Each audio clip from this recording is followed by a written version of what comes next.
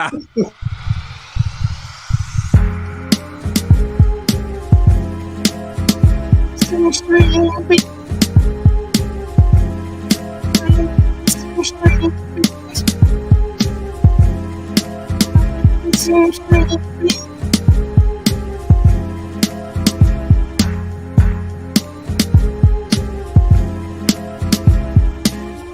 Memphis.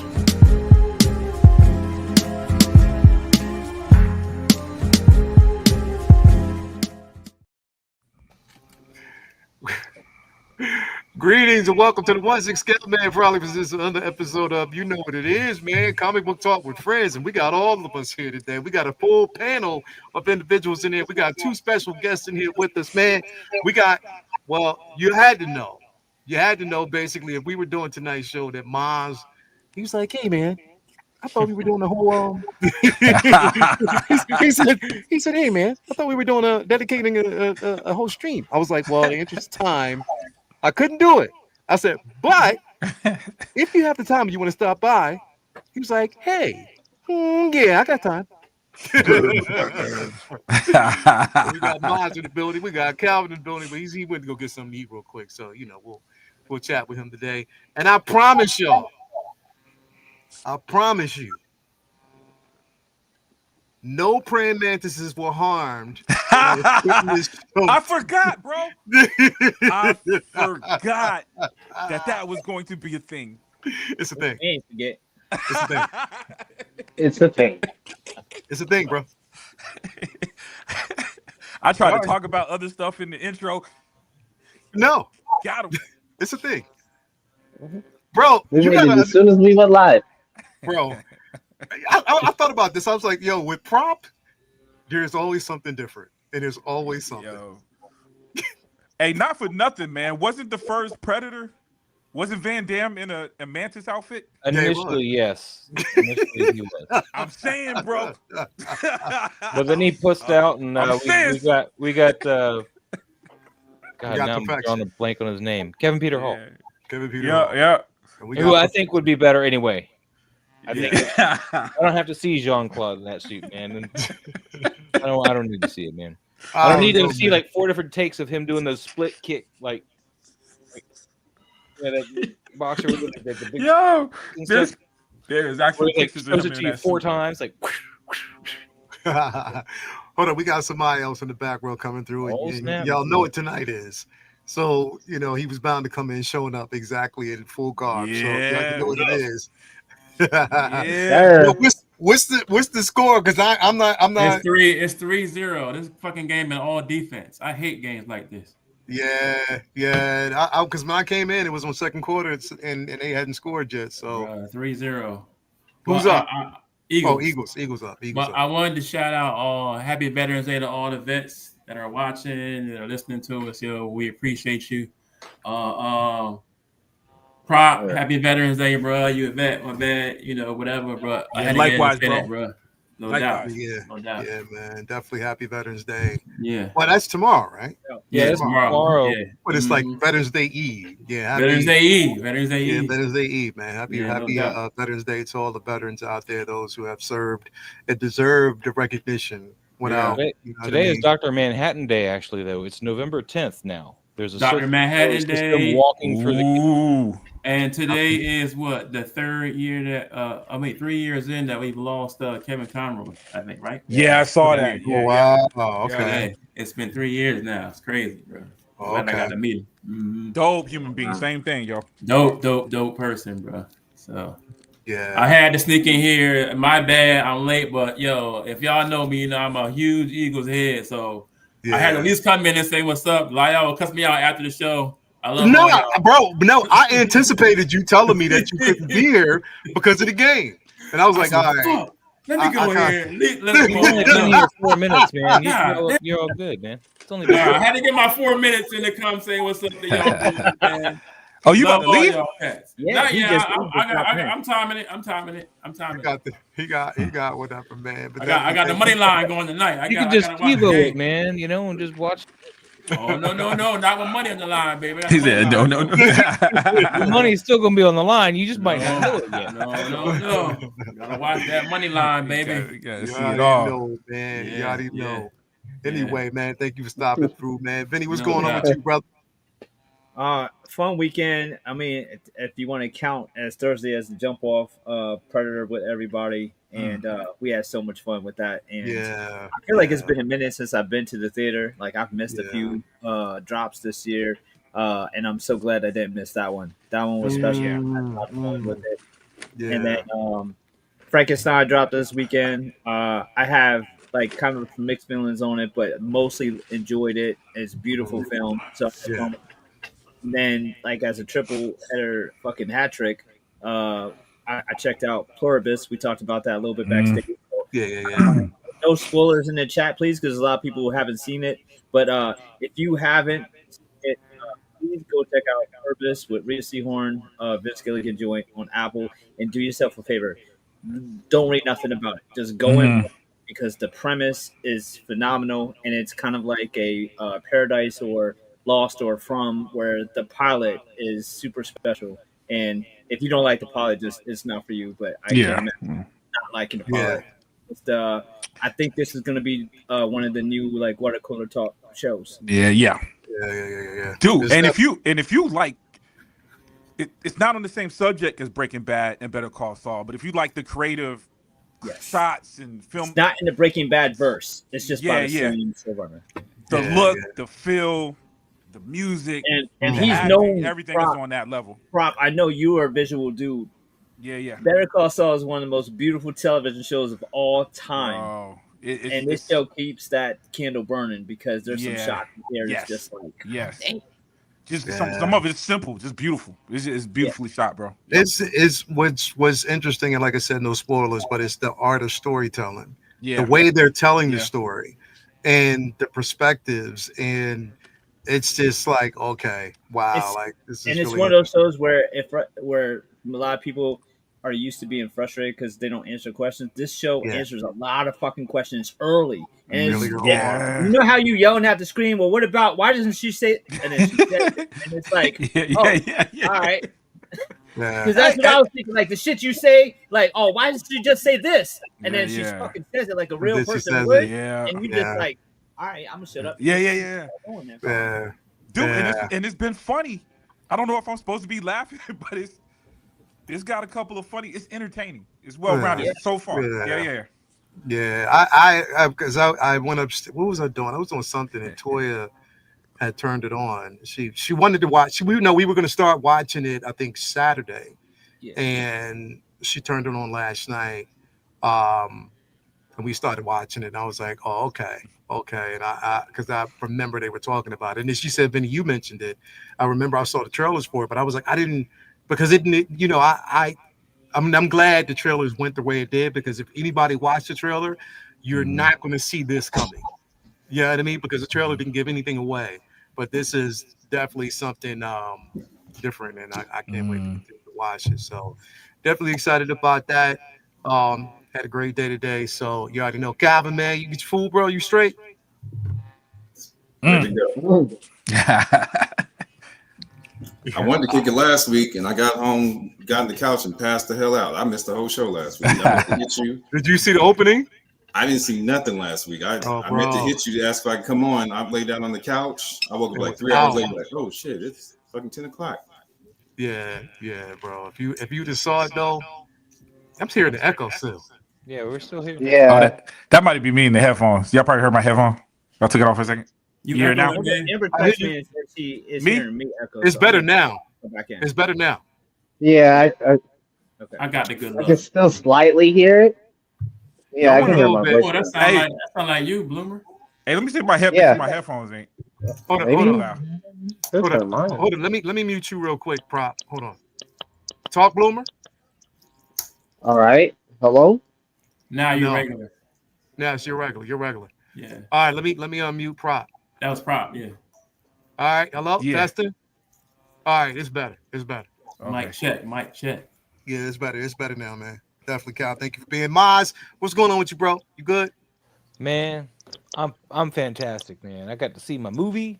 And I've come to the conclusion, man. I've seen a few movies this year. I'm putting this at the top.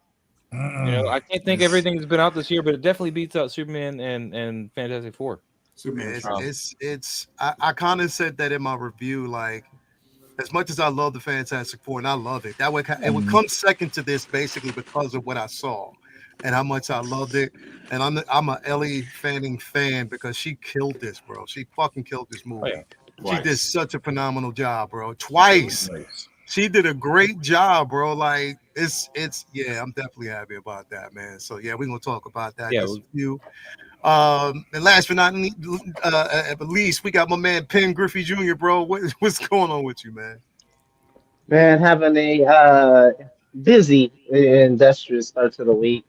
But I did get some really, really great news. I am officially my father's caretaker. So I am now finally putting in my time cards, and that's what's up. You get a long process. I have like time cards to fill all the way back from literally from June 11th. So all that back pay, get all that back pay. Yeah, I have a lot of stuff to get through in the next couple of days, just paperwork wise. But really happy and blessed to be here because it was a long, long road to get here. So happy about that, man. And other than that, you deserve it, bro. You deserve it. Appreciate that, bro. I appreciate it. Thank you. Sure. I can't do it without everybody's support here in this panel and obviously there in the chat. But yeah, other than that, man, got a doctor's appointment and got back to the crib and got here with you guys. So not much of a day, but just a little busy and industrious. Hopefully tomorrow. My mom has a doctor's appointment, but after that will be a little earlier and it's a little closer. So should have some time to myself. Hobby wise though, I did get to retake some photos of Electro, Jamie Foxx. Yeah, I saw that. I really enjoyed getting him under the behind the lens or front of the lens, if you will, and taking some more new shots and tried to be a little bit more creative and inventive with the things that I did in those shots. So I'm trying to this next thing I'm trying to learn is I'm trying to illuminate eyes, people who have power or energy that surges from within them. I'm trying to find ways to illuminate that through Photoshop works. So that's probably going to be my next easy. Yeah, my next adventure, but just making sure that it blends and looks right. So I'm really excited about just trying to just stay creative, man, and really just push it. You sit next to somebody that can give you some yeah, man, some cheat codes as well. So I'm loving the really right now. I'm just trying to just push the self-discovery and then have that match with the methodical and technical approach of just photography in general.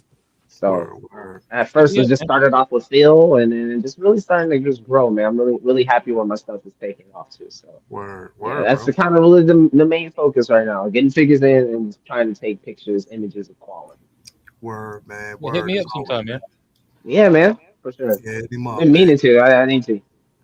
Definitely. Thank you guys for being here and thank you all out there in the chat. Before I get in the chat, of course, you already know what it is, man. Holiday season. We want to put this out there. Kind of merge both Thanksgiving and Christmas together. And I did this mainly because of where we're at right now. In this world, people pretty much starving, aren't getting anything to eat, and they need it. Government shutdown, supposed to be opening up pretty soon. I don't know how that's going to work. I don't know. It's everything's crazy right now. And I know there's people out there that are in need. And of course, me and Toya have been doing our due diligence and paying it forward, doing as much as we can while we are also trying to stay afloat. So I'm gonna be heavily involved with giving back, the families, out here on these streets, helping out with the homeless and stuff like that, especially during the holiday season. It's getting cold. So I'm doing my best. And I think that, the entire community can actually take notes from doing whatever it is we need to do. So of course, just to kind of let you know we are fully full-fledged. Yeah, we're doing a holiday initiative. Oh, this thing is messed up. Holiday initiative. Awesome. Right now, we're doing a holiday initiative basically instead of the Thanksgiving initiative.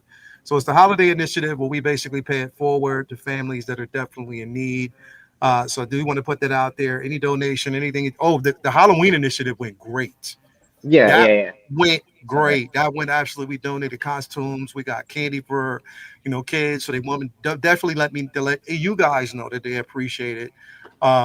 We do it every year, man. And like it's something, here's the thing, bro. I got in the habit of feeling as though I had to prove things to people based on things that were said in the past. I'm not doing that right now. I'm not doing that anymore. You do what you do, and this is why I say basically, if you don't donate here, donate within your communities. Go to your Salvation Armies. Go to your Goodwills. Go to your local charter schools. Go to your homes. Go to different people out there, man. If we can, $2 or $3 goes a long way. Right. If you feel so inclined, just message the brother. Yeah, man. Do what you gotta do. Yeah, I mean, if you want to know something, I have no problems with letting you know.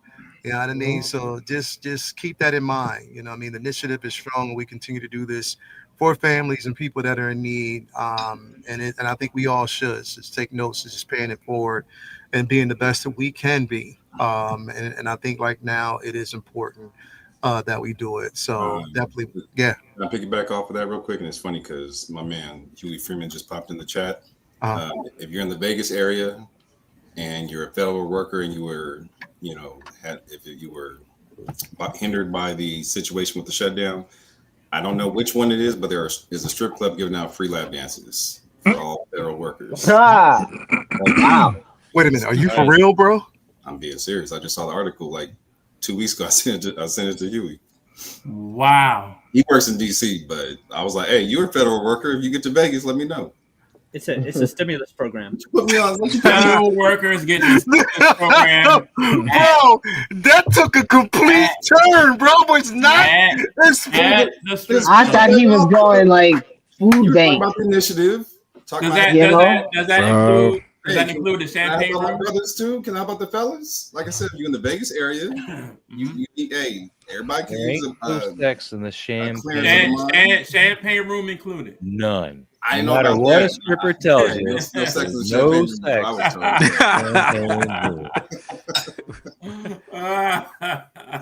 I'm just saying, and you think I'm bullshitting? I'm trying the article. I'm gonna send it to the group. 50% off lap dances in Vegas. No, they said free lap dances. They were gonna make it for free. Crazy word. That leads you into something else. Wow, that's what's up. Like I said, it was just PSA. Hey, we're gonna let you know. We're gonna let you know. We're gonna let you know all the real that's out there. It don't even matter. For at this moment, don't even matter. It's like, I am off the hook. Look, and they won't do that in the ATL or Miami. We can't get no having that in Orlando. We ain't getting that. It's not always about the kids. Sometimes fellas need some love too. Fellas need love too. Yo, we need a little bit. Prop is like, it ain't my week. Finally, I'm straight. He's like, it ain't my week. He's off this week. Yo, Jay, help me out. Hit me in the chat. Tell me, am I lying? Did I not send you that? Look, he said I'm lying. I sent it to him. He ain't lying. No, we just laughing off of it. We ain't question the validity, not at all. Yeah, especially not from you. No. We ain't question the validity. It's the timing, and the shit was fucking funny because I didn't expect that coming. It was the initiative. Back off of that. Hey, it's the holidays. Look, hey, it's the holidays, baby. Hey, this is mental health, dog. Stressed out this time of year, trying to make sure their wives, their kids, everybody's taken care of, and who always gets the bullshit. We need love too. We need love too. Most fathers get what? Socks and ties back. Socks and ties. So hey, and fellas need love too. You know Brute by Fabergé. Brute by Fabergé. Don't forget the Brute and Old Spice too, bro. We get that too. Oh, see, that's that bullshit. Yeah, Brute, Old Spice, socks, and a tie. I'm gonna find the article and send it to the group. Yeah. I need that article, bro. I need that. Yeah, I'm about to say, man, make sure you print out the article so you can show the other side. So you can show the wifey, yo. It was like, it was free. Orlando, we never know. Orlando, it was free, son. Never know. It was free. Doesn't it jump off in Miami? Oh yeah, Miami's always. Shoot, I got a bathrobe. I'm like, yeah, I'm definitely an unk status for sure. Shit, I'd be that. It'd be cold as fuck some mornings. I'm gonna put that shit on, take it down. Stimulus package. I'm telling you, bro. Shit, I'd be. I might fucking grab it right now. Show you niggas. But it's like it's all red, bro. I got a hood. I be feeling like a Jedi in the morning and shit, bro. Getting my coffee. Huey Freeman, like he ain't lying. Man, I got a silk Jedi robe. That's what Yeah. I'm talking about. Yo, let me say what up to the See, chat one of them real jokers quick. is like you can't choose the dancer though. We got my man Howard Flick in the building. Happy Oh, you Monday. can't choose the dancer. You might Hold end up on. with Bertha. Malika Mabang. We got Malika Mabang in the building. Thank you for being here, brother. Bro. Who else we got in here? Mark P is in the building. Thank you for being here, brother. As always, we appreciate you. Charlie the Unicorn is in the building. Thank you for being here, brother. As always, who else we got in here? Renz, Dana, Valentino, Mantis in the building. Thank you for being here. He sent me that name. Toy His whole Flicks, name. 3-0 right now. He said 3-0 right now. All right, we know where we at, man. Holland Toy Flicks, let's go Birds. Let me see who else we got in the building. Ghetto Yoda. He said, damn, it's stacked in here. You already know what it is, man. Thank you so much, brother. Chuck G is in the building. Thank you for being here. We got a $5 super bomb, but my man, Malika Mabang. Peace and love from our W&R DJ with your funky replay. May the figs, freak ladies, and geekness be with you all. Amen. You already know, man. Thank you You for being created here, a brother. monster. Yeah. Right? Right? He was reading his Bible before you started. All right, Malika, hear me out. Just hear me out for a minute. Okay.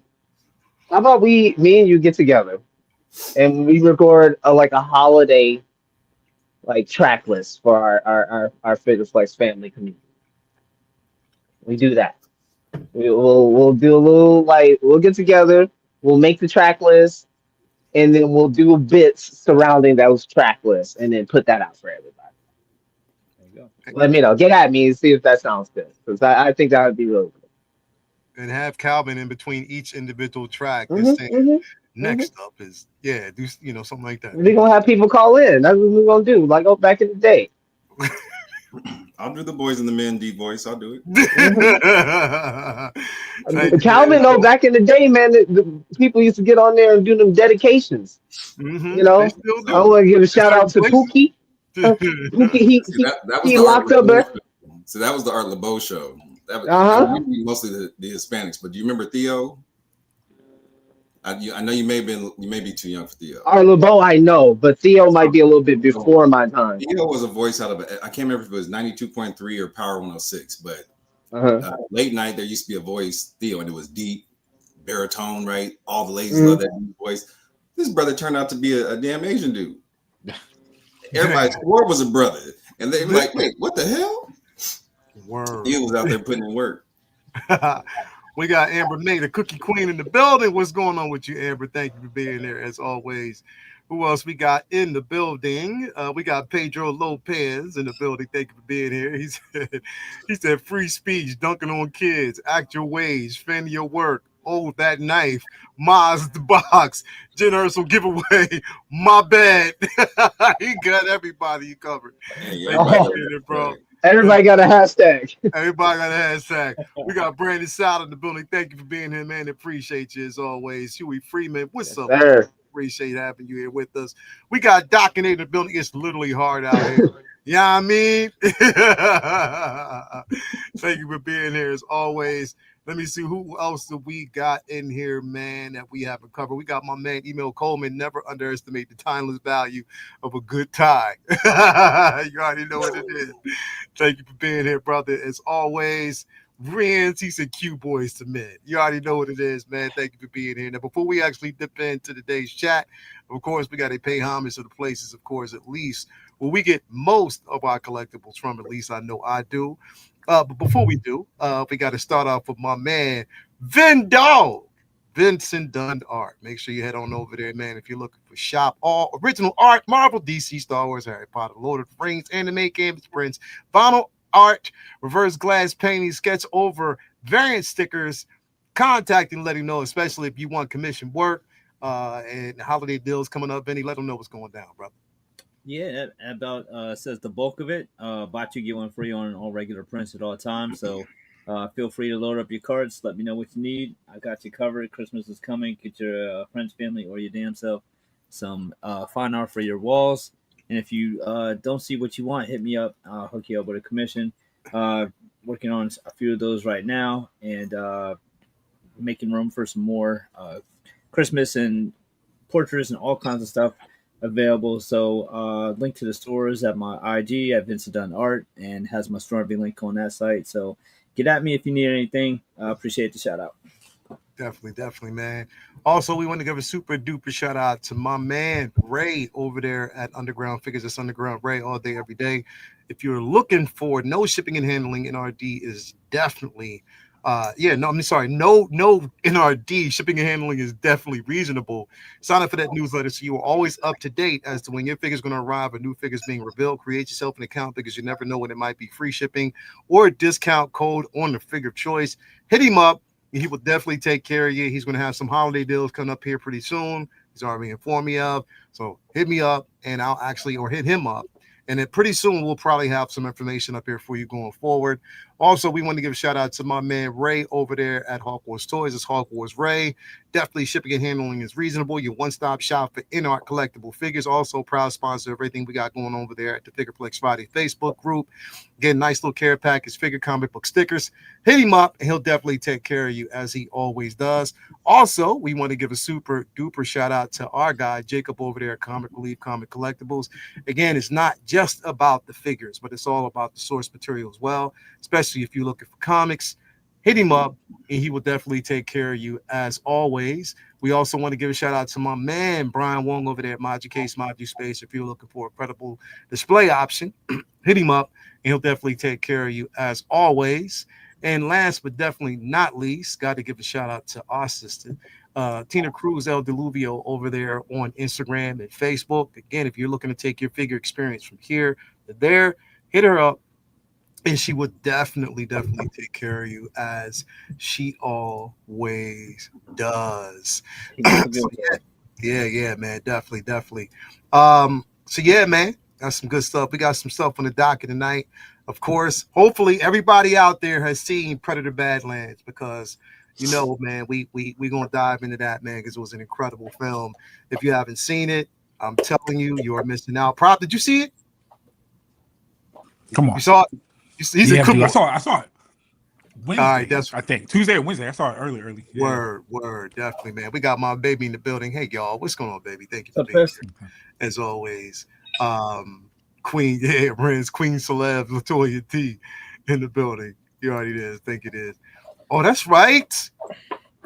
Oh, Thanksgiving is in a couple weeks. Them cookies, man. I cannot wait. I might as well just bag them because I'm gonna be ready. It's smuggle time. You already know what it is, man. So definitely, it's gonna pop off. So yeah, hopefully everybody has actually seen Predator Badlands. Incredible film that we will definitely be covering here tonight, as well as some quick comics that we're gonna have some conversations about. We got, like I said, Mons in the building. We got Calvin in the building. Some special guests here with us, while we kind of go through the whole thing here. So I thought we would actually just talk about, first off, we're going to actually talk about the artist of the week. Definitely fan. Well, Vinny should be a fan of her work.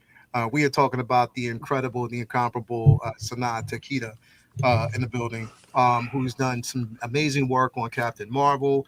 She's done some work with the Avengers, but also notably for Spider-Man as well. So I definitely want to talk about her as an artist. I wanted to kind of get more female artists on here because we haven't really gotten too many out here, like I said. So I wanted to kind of touch bases on some and get them out there as well, man, because we're gonna want to kind of definitely spread the love. Are you familiar with any of her work? Me?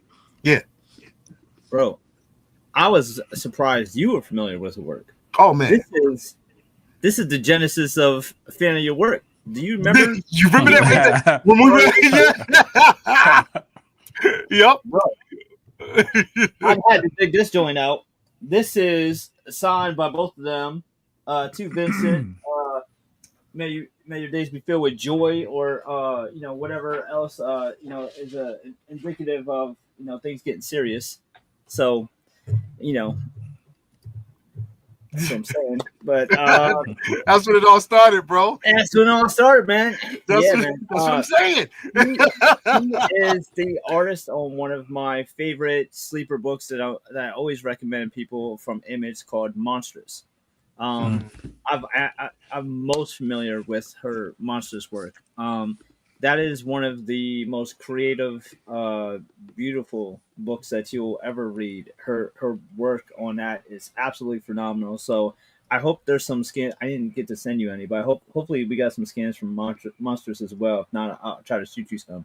But this is a fantasy book that is just has some of the most gorgeous art that you'll ever put your eyes on. It's just so brilliant and beautiful. It's one of my favorites. I'm a little bit behind on a book now, but I have it in my to binge pile to catch up on. I know she's done a few other projects for Marvel, but I don't know that she's quite like made her name on those bigger books yet. I know she's done some stuff for Miss Marvel. I wasn't aware that she had done did Dark Avengers as well. Yeah, I wasn't aware she had done too much other than that. But I mostly know her from Monstrous, which is, one of my favorite ongoings for 6-7 years now. So highly recommend picking that up. Pick up the first trade; you absolutely will love it.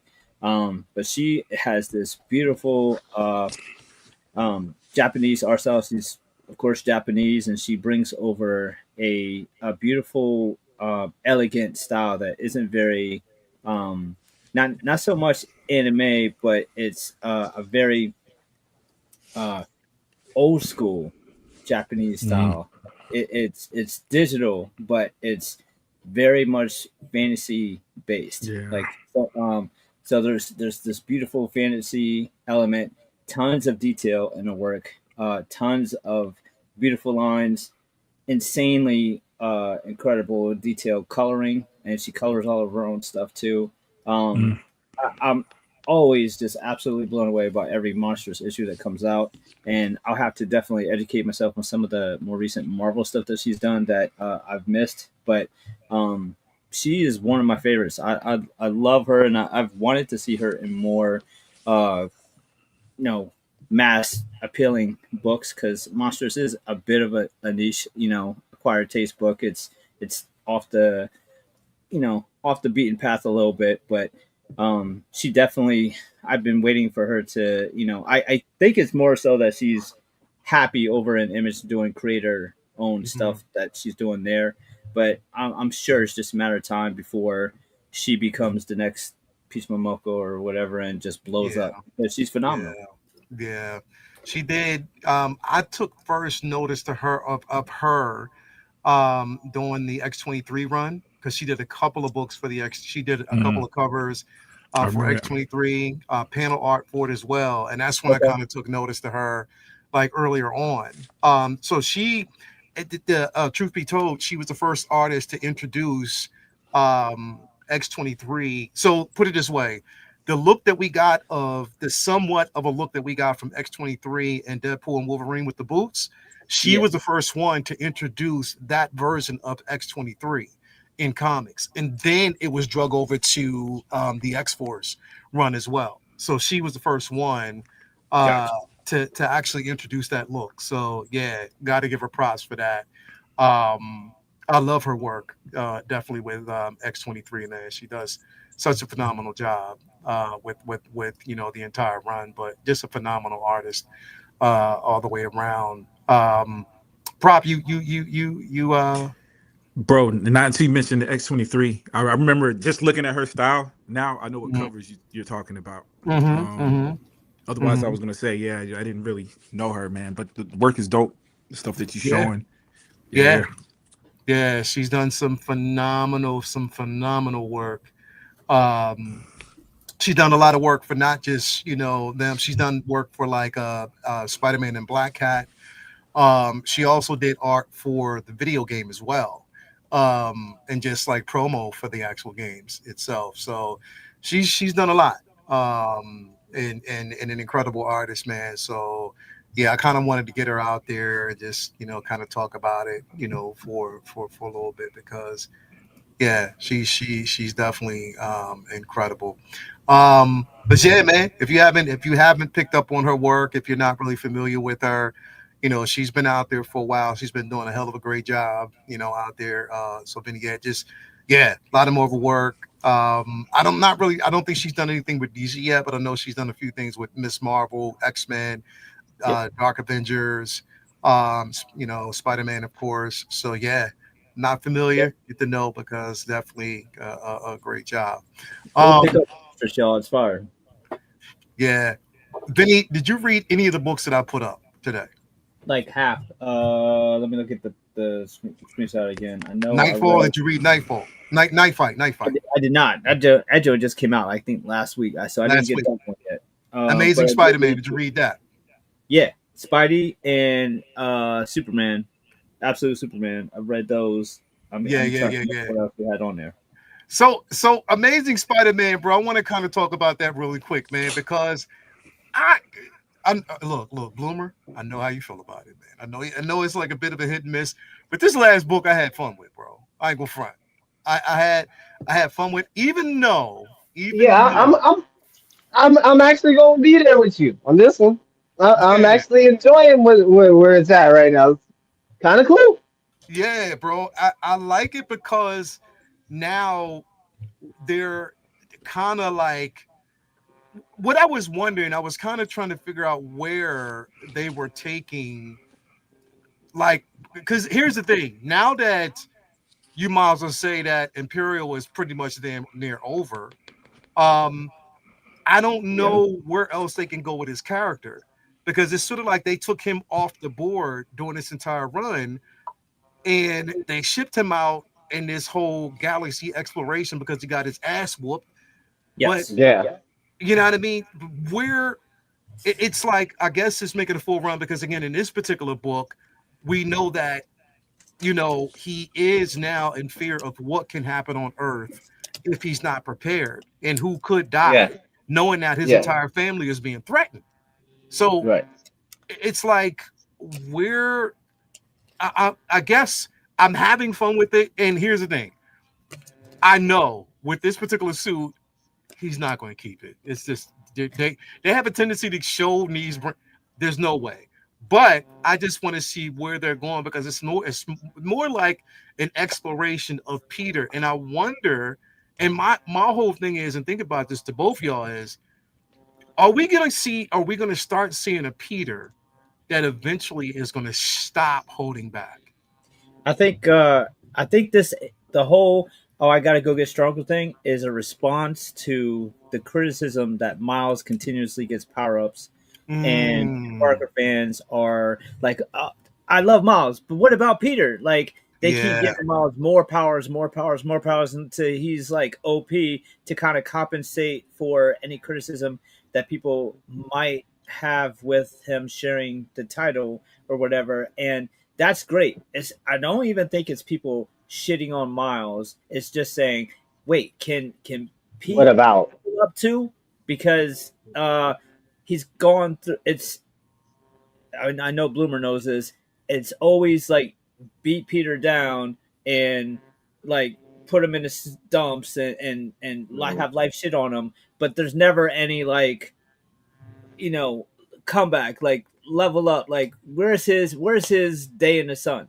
And I think that this current story is like a teaser, and I hope it's true that there will be a level up for him because we see in so many of the biggest comics from Superman to Batman, we see them level up all the time, even if it's taken away later. And it's been a very long time since Spider-Man has had a cosmic Spider-Man or a black suit or something that's other than the Iron Spider suit. Like, and it's usually tech instead of him, Peter, actually getting stronger.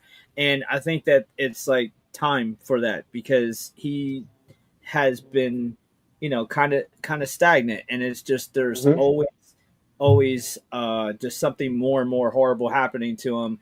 And I think a lot of people are ready to see him, get stronger and be stronger and be more badass you can still have his, your flaws and shortcomings, but I think this is a gateway to seeing like Peter get stronger, get maybe a new ability or something.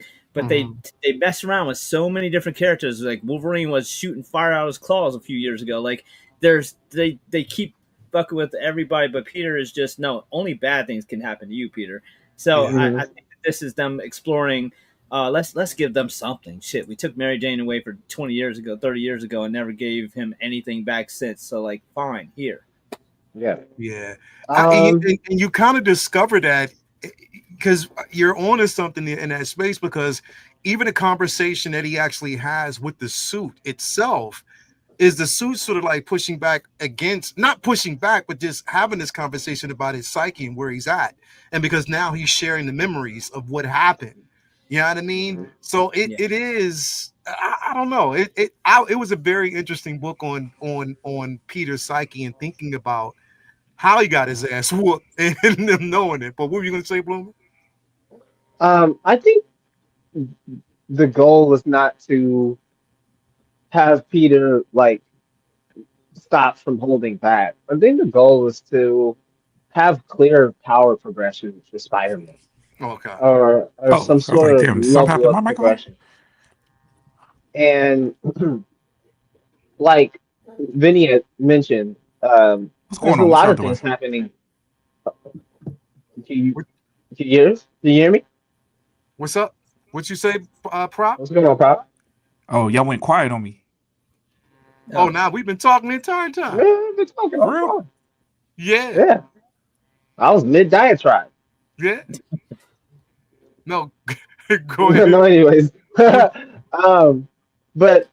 I think really the goal is to have it in a way that Spider-Man has some momentum in his story. We've already had the interpersonal relationships. We get that, how close, he is to his villains. That's also a feature of Spider-Man. You can find that other places, but also you can, but it's very unique to Spider-Man being that close in proximity to his villains. So I would just like to see just new interactions, new ways to reinvent these characters. Reinvent Spider-Man in certain cases.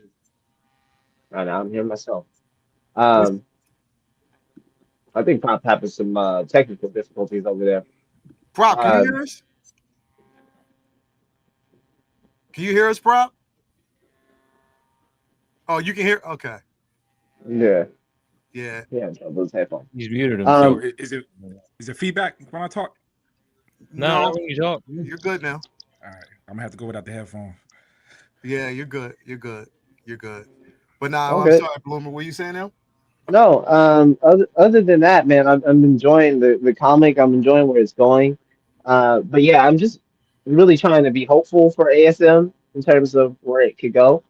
But part of that, the progression and momentum has kind of been killed because you went Spider persona crazy in the last 20 years.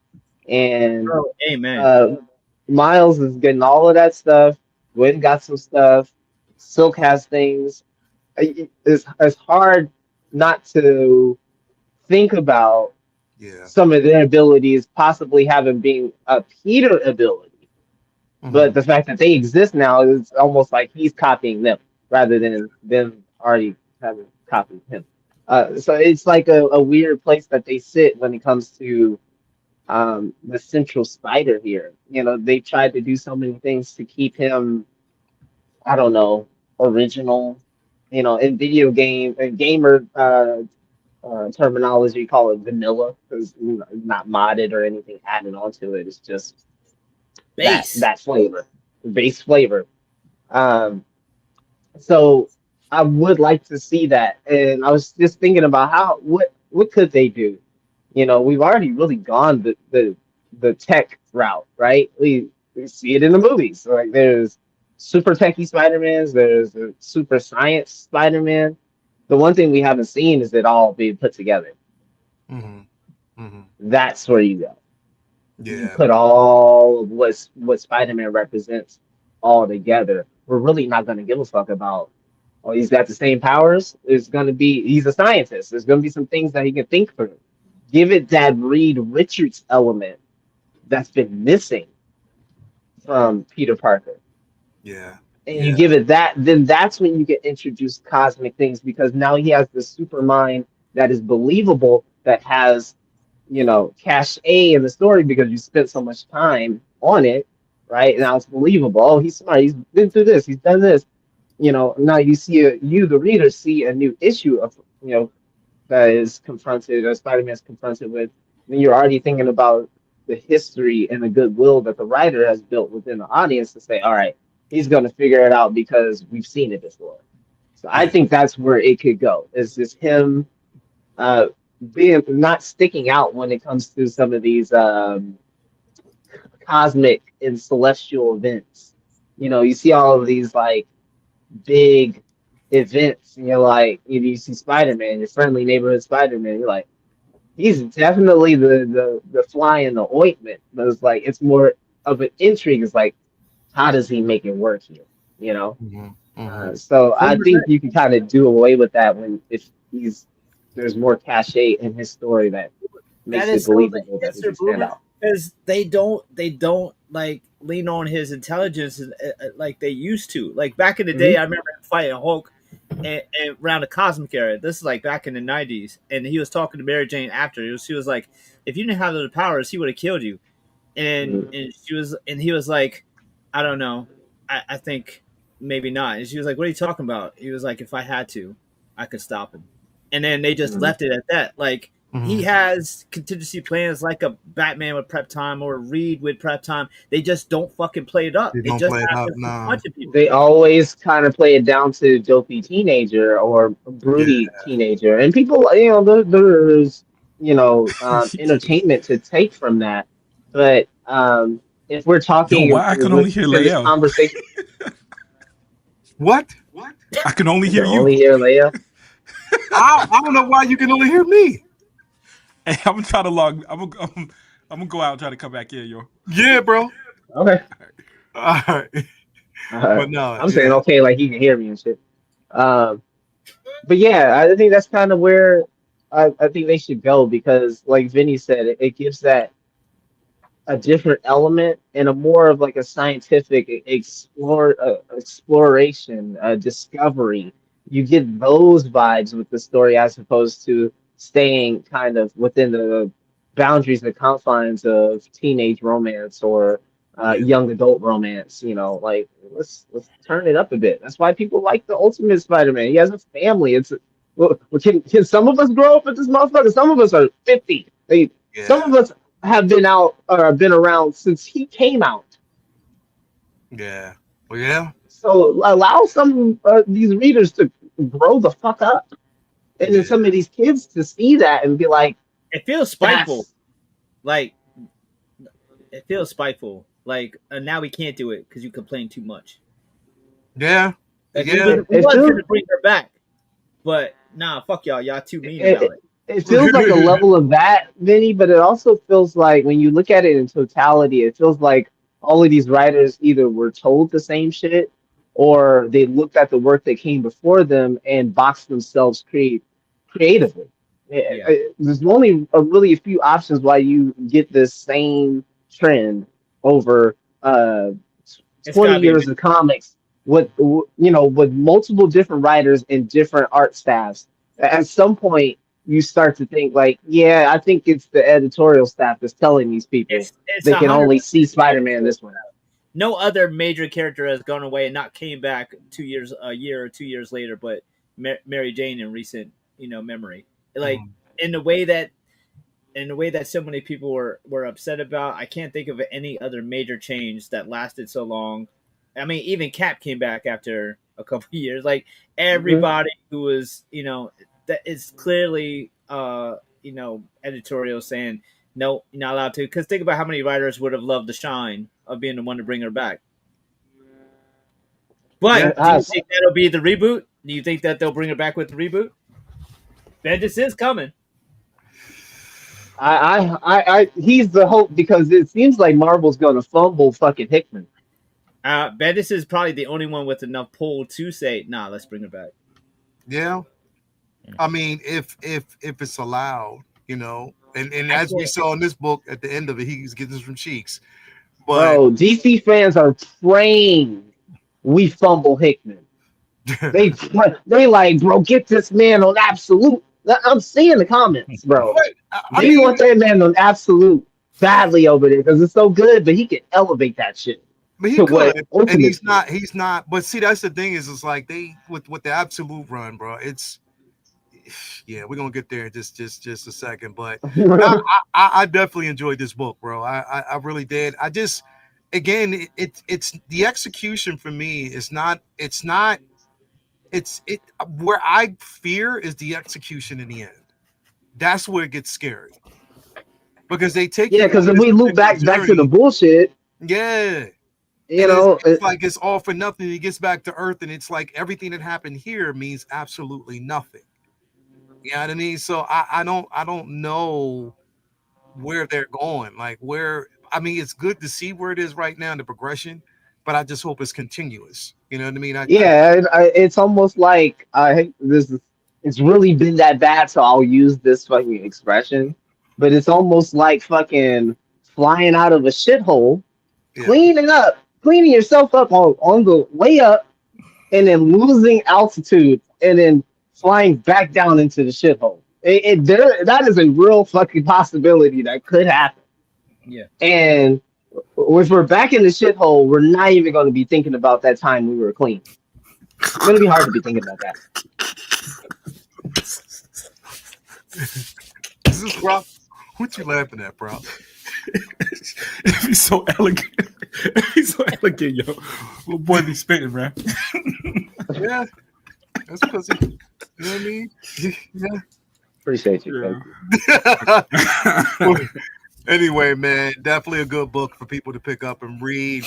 I want to get this one out the way before the game's over because I know this motherfucker could come here and talk shit about it. Absolute Superman number 13. Listen, bro, like Superman and Vinny, I don't know how long you've been reading it, but I know that it's been a slow crawl, but it's getting into the thick of things now. And like the last couple of issues have been absolutely incredible. Yes.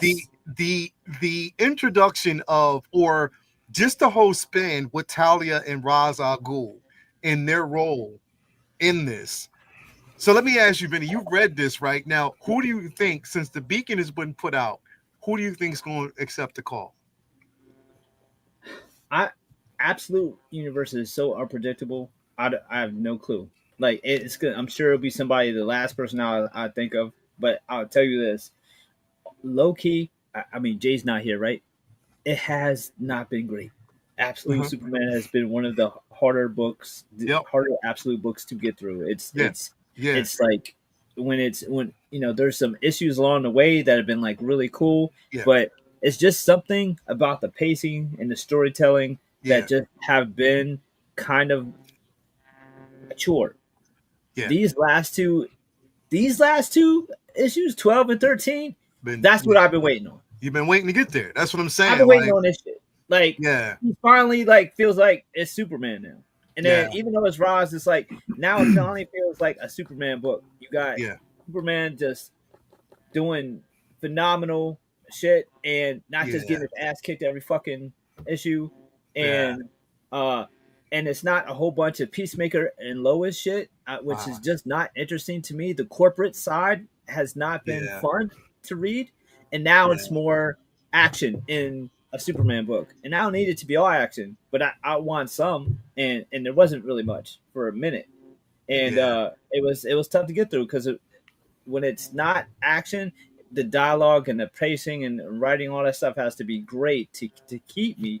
And it just was like I said, a kind of a chore. But these last two issues, phenomenal. Like this is what I've been waiting for. It's now the pace is picking up. This book is incredible. Now I'm looking forward to reading Absolute Superman instead of having it on a like back burner. I get to reading it. Like I'm all caught up on it, and it's all right. Now it's fire. The Brainiac stuff with him, the way he was torturing Superman was just brilliant.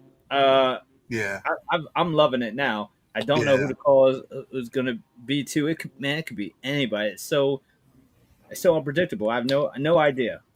Yeah. I mean, because at first, you know what? I don't want to speculate, and I don't want to live in that space. But I'm just wondering who would answer the call. You know what I mean?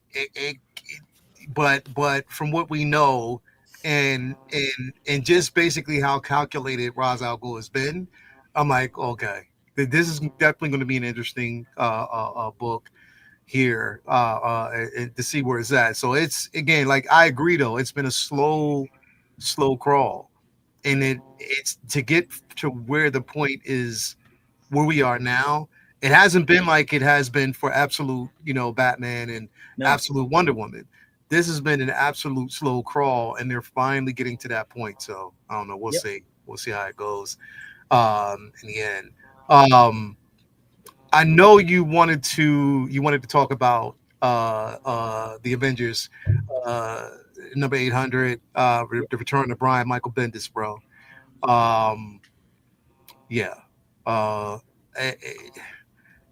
Sort of like a classic run, but yeah.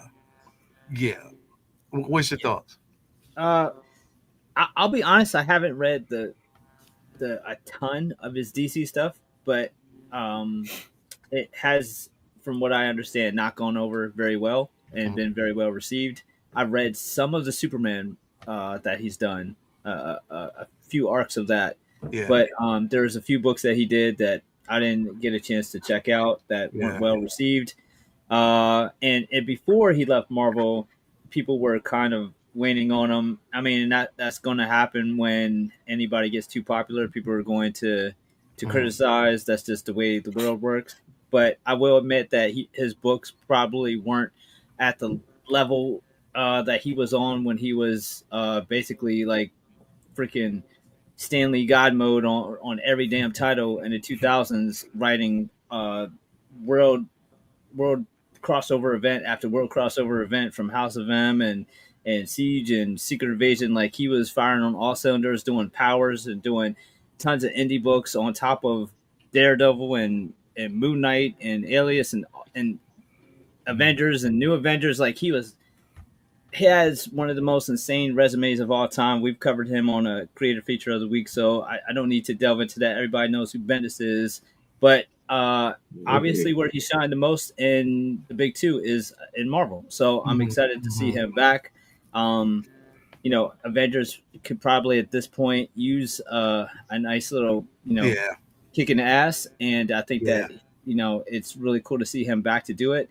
I think the other big thing about this is it looks like there is another big event, soft reboot at least coming with Chip Zdarsky, and I'm sure Bendis wants a part of that and will help tie in and work that. He is incredible with those big crossover books.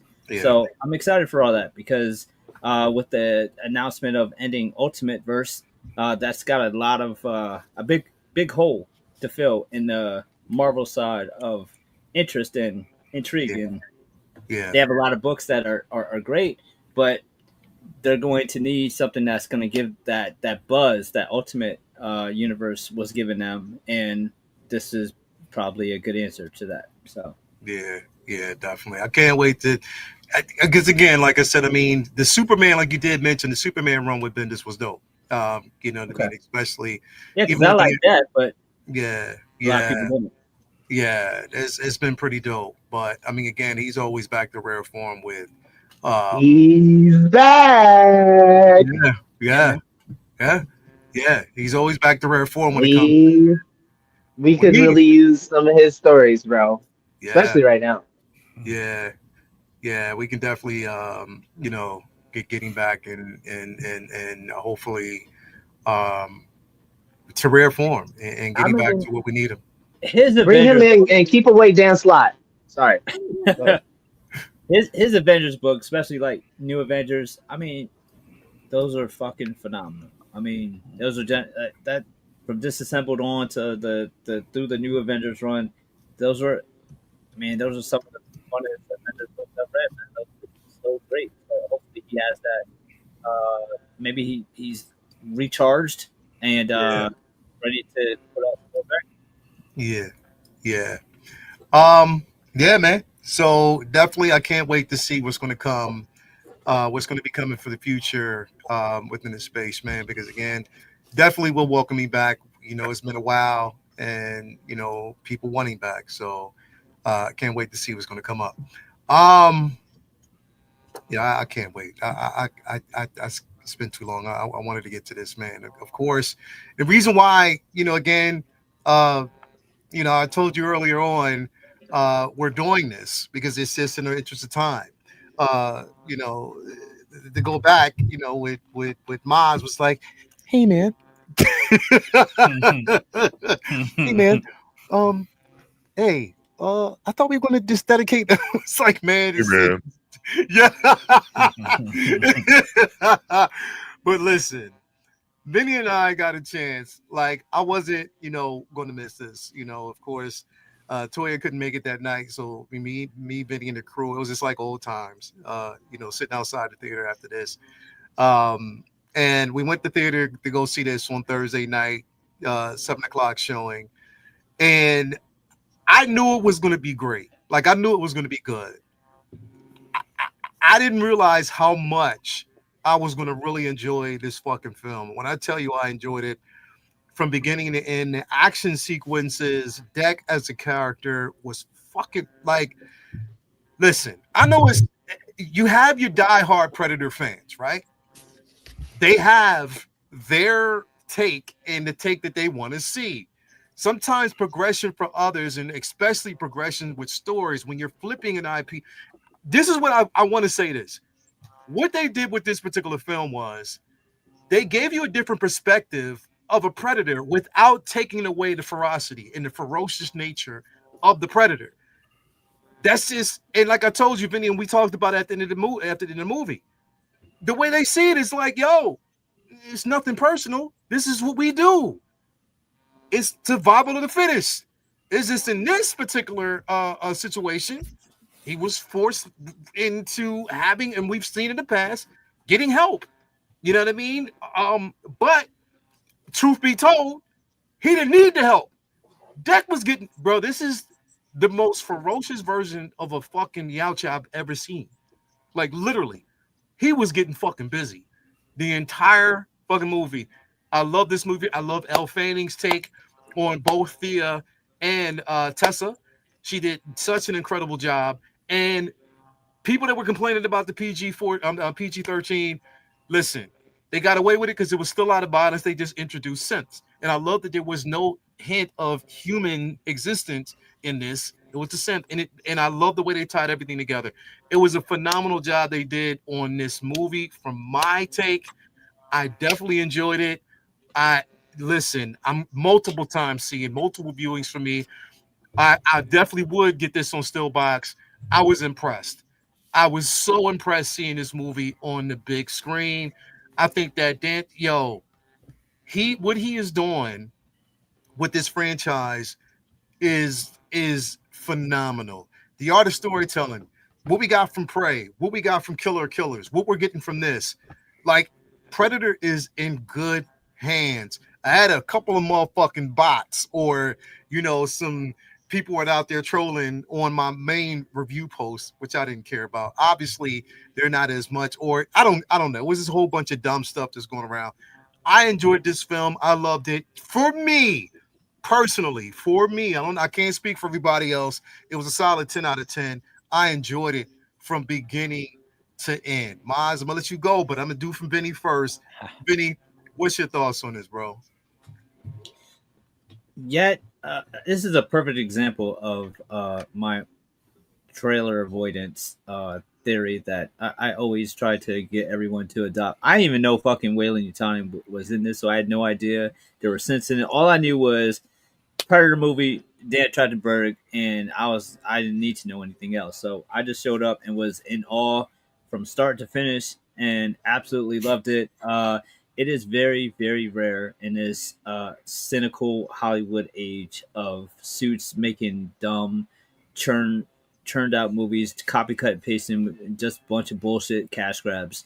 And for this man to have put out a hat trick of Predator fire is just so surreal in this day and age. And the way he did it too. I mean, Prey, a female-led film, Hulu, that if it wasn't for COVID, probably would have been another blockbuster. Them letting him go on an animated joint, and then here having Predator be the protagonist instead of antagonist, and then so he actually got to shine instead of having to, defeat plot armor, which every other Predator movie, that's kind of the shitty thing is like, whoever Predator is facing in a movie, if they're going to come up with some way to beat them because, there's, the Predator has to lose because it's, a human element. They got to have them win. But he was the star, so he got to actually get busy, win, and kick ass. And I think that the mission statement for this movie was go be badass. Like, that was probably the only note. It seemed like that was the only note the studio had, was like, just have him be badass, because every single scene, that's exactly what you got to see. Just Predator being badass, from weapons to the fights, the CG, every element was incredible. Ellie Fanning was a great, somewhat comic relief, but actually like guy. The creatures, everything that you would think, this is where it's going to get cheesy or be silly, it worked. They never put too much comedy in. They never, the pacing was phenomenal. It just kept going and going and going. It never felt slow. It never felt too boring. It never felt too cheesy. Never felt too many jokes. It was just fire all the way through. It just seemed like a rare gift to have this film in this day and age, because it just seemed like we don't get to have movies like this unless it's animated. This felt like the freedom of an animated film, where it didn't have to conform to what a studio would typically feel is going to sell to people. Like this, it seemed to me like would be a hard pitch to a studio, and yet it was made anyway. So I was super happy with it. I love the story, the action, the lore of the Predators, which, obviously some of us on the panel, like Maz and Doc on the chat, like there's a lot of hardcore Predator fans who read a lot of the comics and the books and know a lot about the stuff that we don't really haven't really seen too much of in the films. A lot of that got expanded upon, and I am excited for the hands that this franchise is in, especially just the fact that they stuck with one person for 3 films in a row and just are letting him go. It's just like, just go ahead, go. That is just like fucking unheard of these days. Like, without them saying, "Oh, Prey was successful. Okay, cool. We'll take it from here." And that didn't happen. They just let him go. They just let him go. With Alien and with Predator, we've had our reservations about parts of Alien Earth, but for the most part, between Romulus and for the majority of what Earth was, I felt like that's a great trajectory for Alien. And obviously we're on a phenomenal trajectory for Predator. And as an 80s kid who grew up with these franchises and figured they wouldn't have survived the cash grabs and the AVPs and all the fucking things that the studios did to kind of bleed them dry, like to see them back now and just not just nostalgia. Yeah. Good, not just nostalgia good. It's a great time to be a geek. Bro, it's a phenomenal time to be a fan. I'm sorry. I gotta let, because Maz, I know you're gonna cook, so I'm just gonna hold you back for a little bit. I'm gonna let you cook in just a little bit.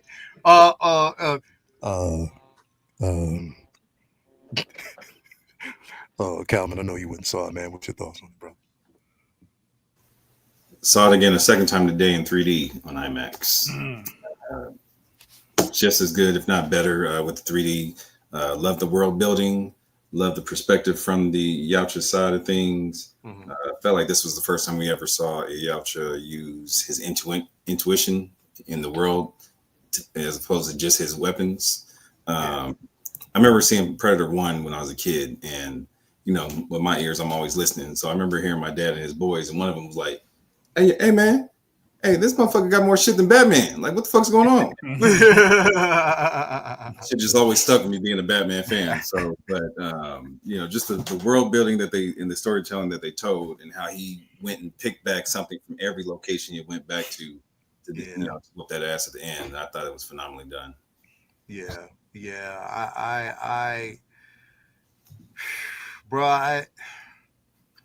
I mean, you always talk about like, and I think it's just bringing when it comes to a franchise, it's like bringing us back to those nostalgic moments when just shit felt good. It feels good to sit in the theater and watch a film and be like, you know what, this is what I'm glad that I can be a part of this level, this side of history, where they bring a franchise back and they just treat it right. And I'm just glad to see what they've been doing. What's going on, Prop, baby? What you think, Prop, baby? Yeah, bro. Listen, I just taught my class that it's a couple of scripts, man, but I always bring up Back to the Future as being a perfect script. And because of the hero's journey, mainly. Like, you can just clearly see what's going on. And there's a magic, man. And I think a lot of 80s films had it. And Badlands had it, dude. It was magical. I'm glad Vinny said something about there was a couple of parts or a character. There was a couple of times when it was like, oh my Lord, y'all about to ruin it with this corniness. Like, it felt like it was going to be corny. And it never went there. Like, it was a thought that came in, and a minute later it just made sense because of how the characters were reacting off each other, or whatever the incident that was happening. So that was awesome. And so the reason why I brought up Back to the Future or 80s movies in general, I mentioned this before, bro. There was a magic to something like Jaws, dude. There's a magic to those films that you can't explain, which is why it's hard to reboot or do a sequel. Even the Predator, right? The original Predator, or Predator 2. Even I like Predator 2, but the more current, or the movies that were done after that, you're not quite capturing that that magic. You're just capitalizing on this character that was built. Whereas in this, feels like its own thing. Prey did the same thing, by the way. You know what I'm saying? Dude, there was a good portion of Prey that didn't even show a predator. Yeah. And it was entertaining. You know what I'm saying? So, bro, I knew I was going to like this. So I went in biased, knowing I was going to like this movie, but it exceeded that, bro. Like, I can't describe it, dog. It was just pure entertainment. And from the beginning, the family dynamics, his motivation again. So this is where I'm a person that watches trailers where the trailer told me what it was about, but then you see the movie and it was like, dude, I didn't know that was going to be that deep. I didn't really know what his motivation was going to be. Bro, and it was just a fun movie, man. Extremely fun, dog. It opened up the world. And another thing I realized when I walked out, I did an out of theater review, and so you're talking to people, telling them to watch it, bro. Anybody could have jumped in to this movie. And the same thing, and not had seen any of the other films, bro. Right. Honestly, and that's a blessing to the director, because I think when I said it then, I was focused on this movie, but all three of the movies that this man has directed, any one of them you could have watched and not know the history, which, by the way, also has that 80s element. That was something when we watched Star Wars. Boba Fett wasn't like, we had characters. Always use Big as an example. Nobody said where how the magic worked. You know what I'm saying? We just got it. We accepted it. We went along with the ride, and that was testament to the script. This was the same thing, bro. You could just hop into this, and of course, I'm glad that I know the history, but I could easily recognize how this movie stood on its own. And then the other thing, man, last little thing was, I love how it echoed parts from all three movies. You know what I'm saying? Like, they all had similar endings, which I don't know about you guys. All three endings got me excited for what's next. Yeah. But none of the three movies. I'm almost thinking, the end of Prey was going to lead to Killer of Killers. The end of Killers of Killers was going to end the Badlands, and it didn't. So 3 different movies that promise something to come that we haven't seen yet. But everything we've seen has been dope. Does that make sense? So it's like I'm excited for 3 different conclusions or next chapters in this thing, dog, which is, bro, it's an awesome time to be a Predator fan, man. I'm not joking. It's nostalgia. You know what I'm saying? This is stuff we grew up on. So I'm that kind of fan. I haven't jumped into, the comic books were big, of course. I think all of us, right? The comic books were like huge, but I never got into the novels or anything else that came out of it, man. But this got me real excited about the world they're building, bro. Yeah, they did, bro. Like, and just the sheer danger of the environment and how it was a beautiful film to look at. Right. Just with the terrain, beautiful. You know what I mean? And just the portrayal, like, bro, it's Maz, man. I know you were like the Native American. Remember the Native American commercial back in the day with the dude with the tear that came out of his cheek? I know that was Maz in the theater, bro, the entire time wiping his face off, bro. Me and Dockinator, I'm sure. Yeah. Oh, yeah. Man, what's your thoughts? How'd you feel, bro? Oh, man. Well, it goes without saying I love the movie. I had a good idea what it was going to be about before I even went into it, because I even read like what was shown at Comic-Con. Somebody wrote like the synopsis of that opening bit, and so I was like, I'm not going to read it, but then I did. So, but it was still great to watch. It was a great scene. A lot of people probably missed that you see Naru in that beginning bit. Yeah, and like the what was it? When the he's infrared? choosing his hunt, you see a little hologram of Naru. Yeah. But the first thing I wanted to mention, though, Low Key Collector was mentioning how his intuition came into play with a lot of his combat. He learns that from Thea. Because if you look at him fighting his brother and stuff at the beginning of the movie, he's all rage and brute force and just coming straight on head on. He learns that he learns that compassion for the environment and for the things that he's interacting with from Thea, which then of course helps him at the end of the movie.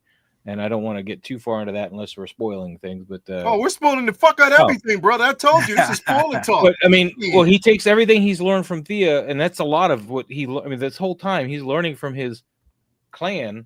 Yeah. And that's how he was able to deal with Dad. He came into the fight with Dad way different than Quay did. I mean, Quay came at him like you expect him to do, brute force, a little bit of cunning, but nothing too game changing. He was trying to protect his brother, but Dak came in. He had a plan coming in. He knew what he was going to do. He took out those 2 brothers just like that, man. He's just like there was nothing. He was like, yeah, come on, Dad, let's go. Of course, he started to quake a little bit when he saw Mom coming up. But that's the tie-in to Killer of Killers. That's the same ship's type. Right. That's what I was saying. Right. Like at the very end, it was the same exact ship that we saw. She might have been at that gladiatorial thing, and that's where she's coming from. Right. It's very possible. We don't know how far in the future that was happening. Yeah. So it could very well tie in right there. But I don't understand this fandom. I mean, they should be really happy that we're getting this. And I understand that in normal situations we say, don't be happy with just anything that feeds you. But when you look at this movie and you stop trying to make an agenda about your hatred or whatever for something different, think about what this movie is, supposed to be doing. It's supposed to give us the Predator side of things. Yeah. And he's not a full-on Predator yet. He's not a full jungle hunter yet. He's not a full I'm collecting trophies of everything that I kill thing yet. He's not. He's got one mission. His mission is to go out there, bring back the deadliest thing, and prove that he's worthy of being alive. Because they're going to cull him. They right. I mean, they were going to kill him. They're the Spartan, values right there. They're just like awesome. So his whole thing is just to bring back that one thing. He's not going to say, here's all this stuff. But the one bit that did kind of bug me with that is that he brings back, granted, we all agree that this is the trophy that he should have brought back, but he also brought that trophy. He didn't kill it. Nope. Thea killed it. No, I'm sorry. Bud killed it. Sorry. Bud killed it. Bud killed. Yeah, Bud is so that's a little weird, but I found this little post, and Doc probably saw it too because he's in some of the same groups as I am on Facebook, and it was a things predators are apparently not allowed to do: make jokes, work together, learn from their mistakes, speak their own unique alien language, hunt anything other than people and xenomorphs, never mind all those other skulls, see without a helmet, show anything other than hunting, and look different. Yeah. And that seems to be like, if you group everything up, that's like what everybody's bitching about, you know? Like the fandom, yeah. Yeah, the fandom that they're pulling from any of those things. And we've already established, I mean, I hate the design, the head sculpt, the design of the feral predator. It looks like a turkey to me. I can't unsee that. Yeah, I got to keep the mask on mine all the time. But that being said, you know, look at the super predators from Predators. They had different designs. I hated those too. Yeah. It actually seems like after Predator 2, like all the sequels, it was all about how much can we make it scarier? Can we give it bigger mandibles? Can we make it stronger? Right. It wasn't really about what else they could do with the character. It was just like, how do we make it scarier? Because this has got to stay in the horror genre of some sort, even AVP. Right. And I think that's where it fell down. You know, that's where the franchise started really hurting itself. After Predator 2, I could leave the other movies, really. Prey was a nice comeback, you know. Although, again, I have problems with that design. Killer Killers was definitely a welcome back. And then Badlands, I will never not appreciate what the original Predator movies did. But I'm putting this one at the top of the list. Bro. It's at the top. It's above the first movie for me because it is just it gives you everything you'd want out of a movie experience, like just everything. Bro. And like I said, I will never say that the first movie is garbage. I mean, it's definitely not. It's definitely incredible. It's up there, but it's dated. It is very dated. Like you go back and watch it, and you're like, this is Commando, but with an alien. You know, I mean, essentially, right? I mean, it wasn't. There was some groundbreaking things to it, but all intents and purposes, it was an 80s action movie with some horror elements, and of course I loved it, and I still love it. But I think Badlands takes the character because I want to know more about their society. I want to know more about them. And I'm so happy that we're able to follow this as a protagonist. And the moment I knew that Deck was a protagonist, I was like, give it to me, please, give it to me. Thiz, I'm not saying Predator's not rewatchable. It's definitely rewatchable. I can watch it all the time. I just feel like as a movie experience goes, I think Badlands has the best overall just experience. Like But you know what? I mean, I think you hit it on the spot though too. I mean, this had an adventure. That's why I used the hero's journey. Like Predator didn't have that. If you look hard enough, I guess you could maybe find it, you know what I'm saying? But it's the 80s action hero story. I mean, it's not that's right. Exactly. Anyway, go ahead. Exactly. This right here, this bad boy was a journey. You know what I'm saying? So it's a different kind of beast that's going to entertain you more than that older movie in a different way. I don't even say more than because everybody might be different with that, man. But it was a different beast, man, for sure. I think Hideo Kojima, you know, he's been quoted already saying that these elements are from the very blueprint of mainstream Japanese. I'm quoting this, by the way. Japanese manga storytelling, typified by Weekly Shonen Jump. I mean, he's that is a huge praise from that culture. And the type of media that they intake to say that this is, you know, taken from those, because you watch these animes and you read these mangas, it's all about character growth. Granted, they might take 4 episodes to get through one event, but it's all about on a good day. I mean, you watch My Hero Academia. I mean, Bakugo, I couldn't stand him, dude. But it was all about his growth, him and Deku's growth. I mean, it's amazing that if you keep with the show, you see that growth, and it's the same thing with this. It's thankfully not 8 seasons to see the growth. We see it in the movie, but but yeah, it's. I love this movie. I can't wait to own it. I'm going to watch it a lot of times.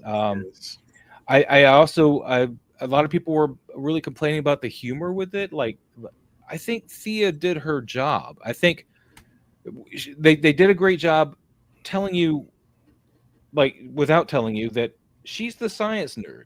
So yeah, she's going to be fish out of water, talking, trying to just engage, learn, and then of course.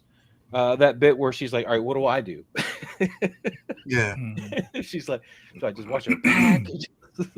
It works because she's not Tessa. She's the one in the lab. She's the nerdy one. And I like this for me was the form, because I wanted to see how cerebral and intelligent an environment that a Yautja could be, and also if they're taken out of their element. And I love the simple fact that they took away most, of his gadgets and the stuff that he needed and relied on, and he relied solely on, and how intelligent he was to figure out how to get across, that the field of knives, like the whole bush. How he figured that out, how he made a whip out of him, what I mean? Thea, was like, especially with the snake thing that spit the acid. She's like, hey, you just feed them this thing, and they're gonna love you. And it really kind of felt like, in a way, and to some this may be a good thing, to some it may seem like a criticism, but to me it was a good thing. It felt like the Mandalorian formula. Yeah, a little bit. Yeah. Bounty hunter, he doesn't have all the gear or tech that a Mandalorian will have. He had to earn it and just have like badass moments with a guy that's OP but not quite an adult yet. It's like there's a lot of those elements that they have in this that work really well for Mandalorian when Mandalorian. Oh wow, bro! Yeah. And it worked really well in here, whereas like not too much. That's a good point, dog.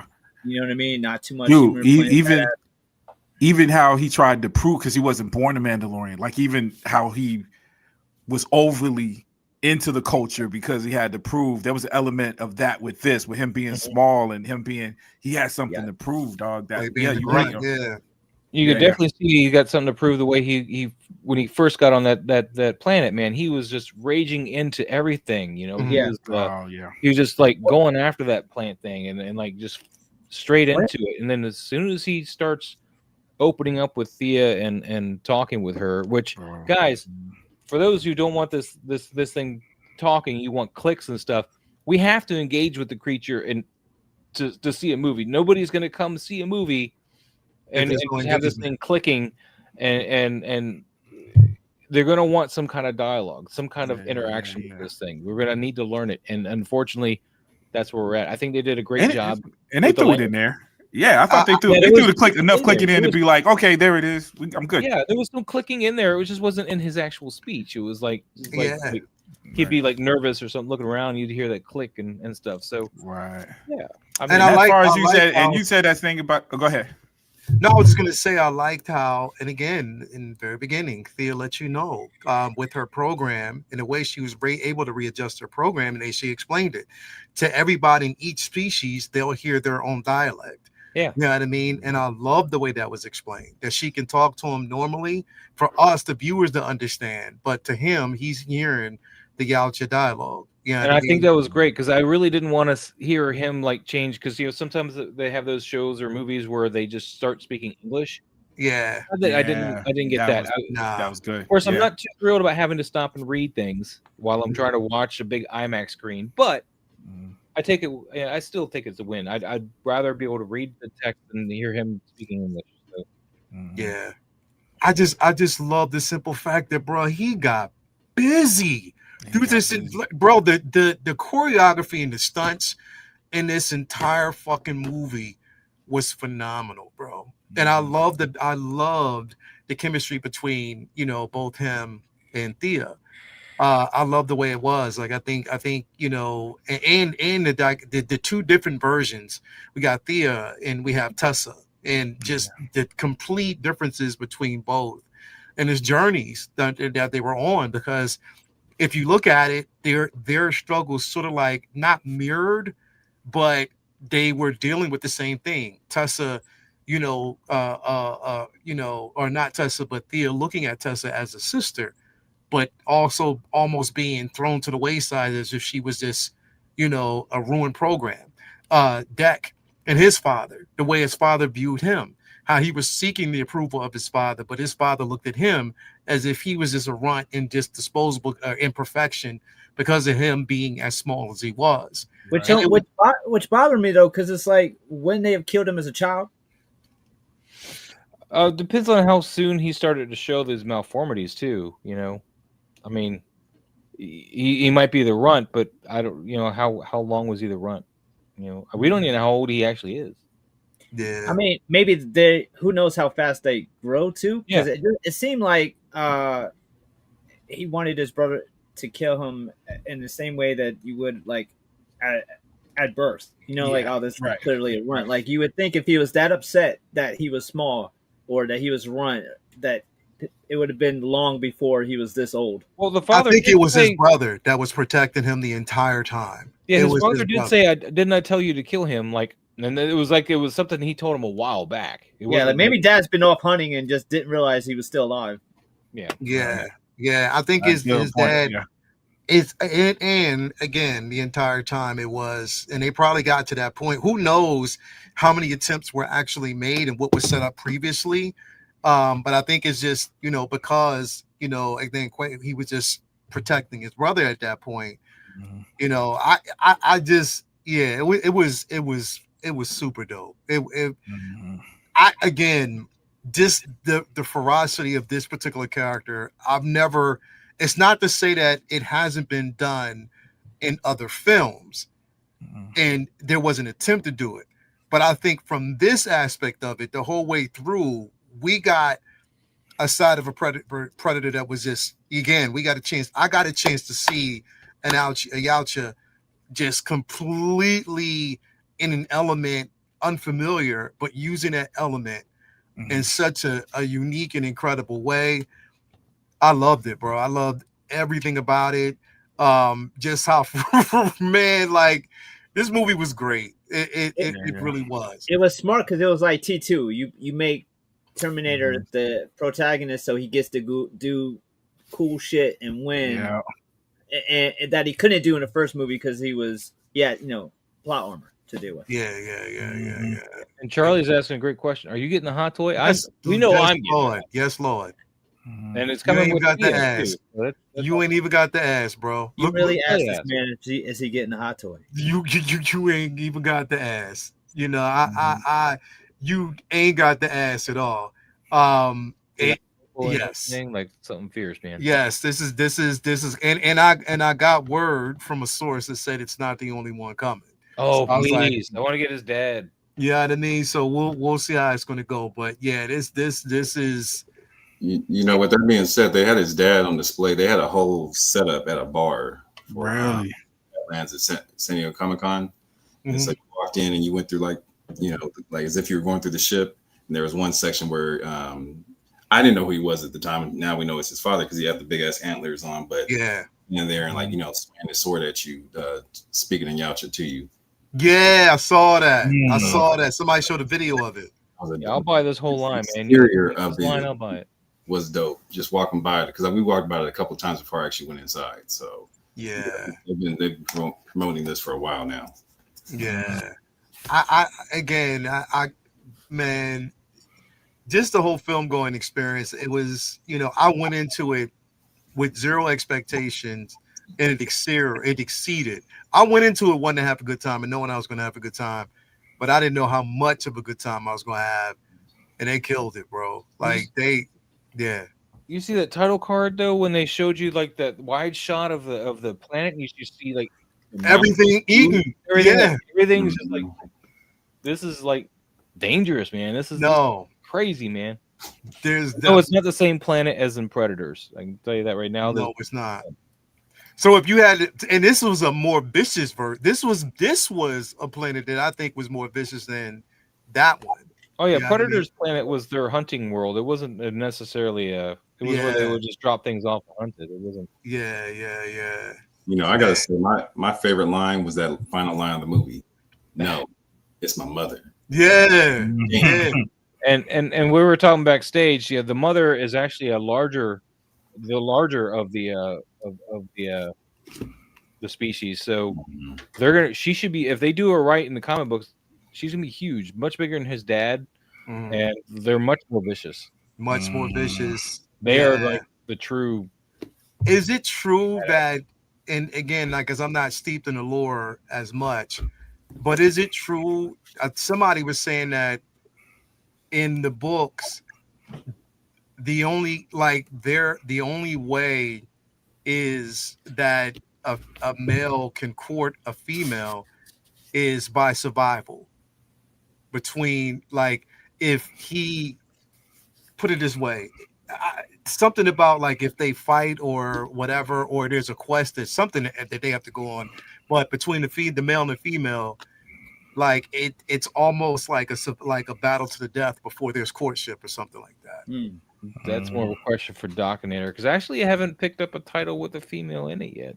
Yeah, because it's sort of like there is like a quest or an achievement, whatever, and then at the once they finish that quest, at the end of it, they have to fight for courtship. So Docinator, let me know if because that's let us know what a good one is with the females to read. Actually, I'd be interested to know that. He said, "What? Am I slacking?" I'm not slacking. I just don't have all the books, man. I have the keys. He said, "Look up Big Mama." Big Mama. Is that the name of the book?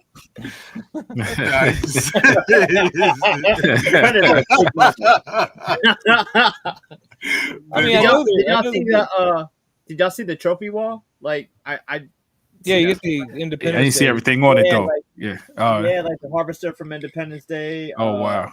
Star Trek, T-Rex from Earth, Martian from Mars Attacks. Is that what that one was? Ewok from Star Wars. I don't know if they bullshit on that. It's just a smaller skull. I think that's kind of just a joke. Anything that 20th Century Fox had rights to, or 20th Century had rights. Yeah. Immature Xenomorph Queen, Gorn variant, and so I thought that was cool because I missed the Xenomorph Queen. Was a Xenomorph Queen skull in there? What's that? There was a Xenomorph Queen skull in there? Immature Xenomorph. Yeah, but it's still a queen, because the reason why I ask is because Ridley Scott hates the whole queen concept. All right, I imagine. I'm just trying to figure out if 20th Century and Dan and all them people who are going to be taking the mantle from Ridley, hopefully sooner rather than later, are going to bring that back in. So it sounds like they're going to, if it was a queen specifically, then that sounds like, they're going to shoehorn her in there, because, Ridley's kind of gotten a little off the deep end when it comes to his IP. He wants to make it more about David and Walter or something than anything else. So. Yeah, because we even saw David seep into like AVA. So yeah, but yeah, I can't say it enough. Like, if they'd had that popcorn bucket, Vinny, I'd have bought it. But which one, the ship or the helmet? The helmet. But they had the ship. I think I saw the ship. Yeah, I just get the regular tub, the metal one, because I didn't need a special whatever. AMC had the helmets. Yeah, they had it, man. I had just spent $50 on that DeLorean. I saw the re-release of Back to the Future a couple of days before, bro. So I couldn't do another $50 with it. Yeah. Also, yeah. Sorry to interrupt. If you guys are looking to see this movie in a big premium format screen, you have to go before the weekend, because Running Man is taking over the big format. So just keep that in mind. And I have no interest in see Running Man. Not me neither. Because No. I'm Y'all sorry, don't like Edgar Wright, man? Edgar Running Wright. Man. I like the old joint, but Yeah. I don't think I I didn't like need it. a new one. I know it's not. Yeah. I didn't need it. I wanted. You know get what, it. dog? It's the director for me, bro. That what was it? Drive. What was that last movie he did with the had Baby Jamie Driver. Foxx? Oh, Edgar Wright. Yeah, Baby he's Driver. Yo, son. I just got to see. I feel you guys though with the. I love like Baby Glenn Driver. Powell. Don't I'm get looking me at it wrong. just as a director, dude. Baby Scott Driver was Pilgrim. shit. Yo, Baby that Driver dude was be shit. putting out the movies, man. He's probably made one or two. Off Scott Pilgrim is a freaking. Yeah, I just freaking Yeah, I didn't know he masterpiece, bro. directed it. That's a plus. So, Yeah. So when you because you don't watch the trailers either, you can see his thing in the trailer. But you're right. I I mean, know the that. natural thing is going to be to compare it to the original. I'm looking forward to what this director, how he's going to see it. You know what I'm saying? Doesn't mean it's going to be good, but I don't know. yeah. And I think Stephen King already signed off on it, right? It's a Stephen King short he- story. But Yeah. I'm sorry, Arnold's Running Man is just my childhood. Yeah. I can't watch new, and I don't want Glenn Powell playing Arnold's role. Just like I don't know, Glenn Powell just seems like the pretty boy kind of guy, and I'm just like, go away. It hasn't gone well for all the Schwarzenegger's remakes. Like Total Recall is Terrible. Oh yeah, Even though it was that one was based off of the actual book version. but Yeah. that's what they don't realize. Like Translation from How book many- to movie is different.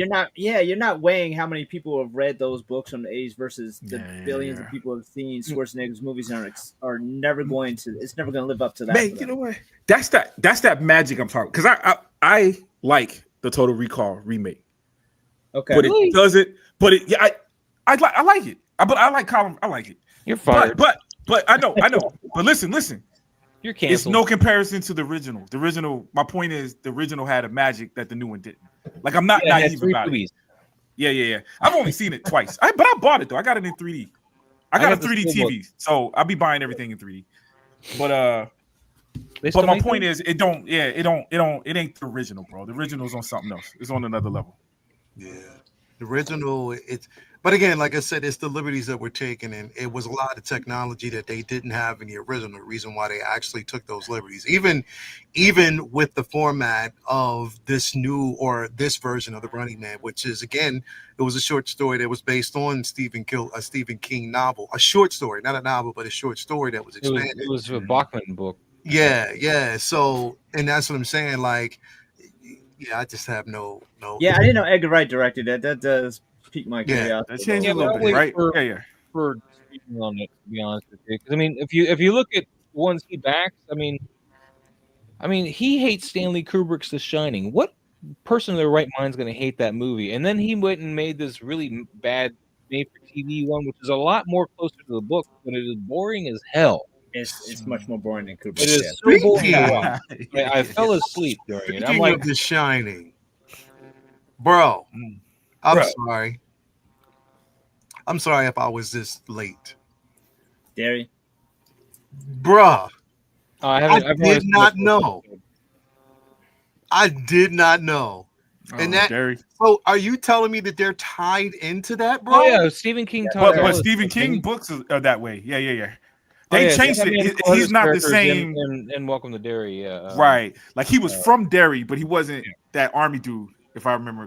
That I think they switched it a little bit, but it was connected in the books too. What they're saying that he was, but again, this is telling the story before he served his time, Okay. and then this is where he ended up in The Shining. So they're using those. I was like, yo, wow, like. Yo, I That heard was that phenomenal. Stephen King changes his name, right? Like that. Is it The Long Walk? What's that new movie? I heard he changes Long his. Walks got Mark Hamill in it. That I got that ordered already. So he changes his name for the books that aren't connected. Look that up. So there's books. There's some books he wrote with a different name under a different name. So Those that- aren't in his. I don't know how long he's been doing that, but so every single one of his books are connected, even in small ways. Like,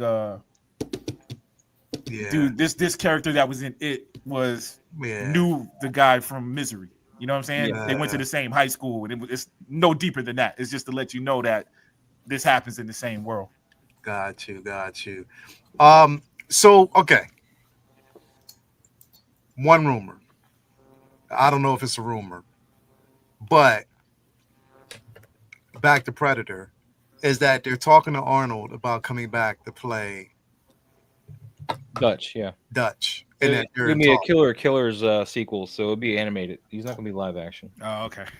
So okay, so you'll just hear his voice. Yeah, he can't perform the Dutch. No, but I don't know if they're talking about even Killer Killers though. They that's why they added him at the end credits of Killer Killers. He's in there now. Although I think Yeah. his picture looks more like Matthew McConaughey, but that's neither here nor there. That's funny.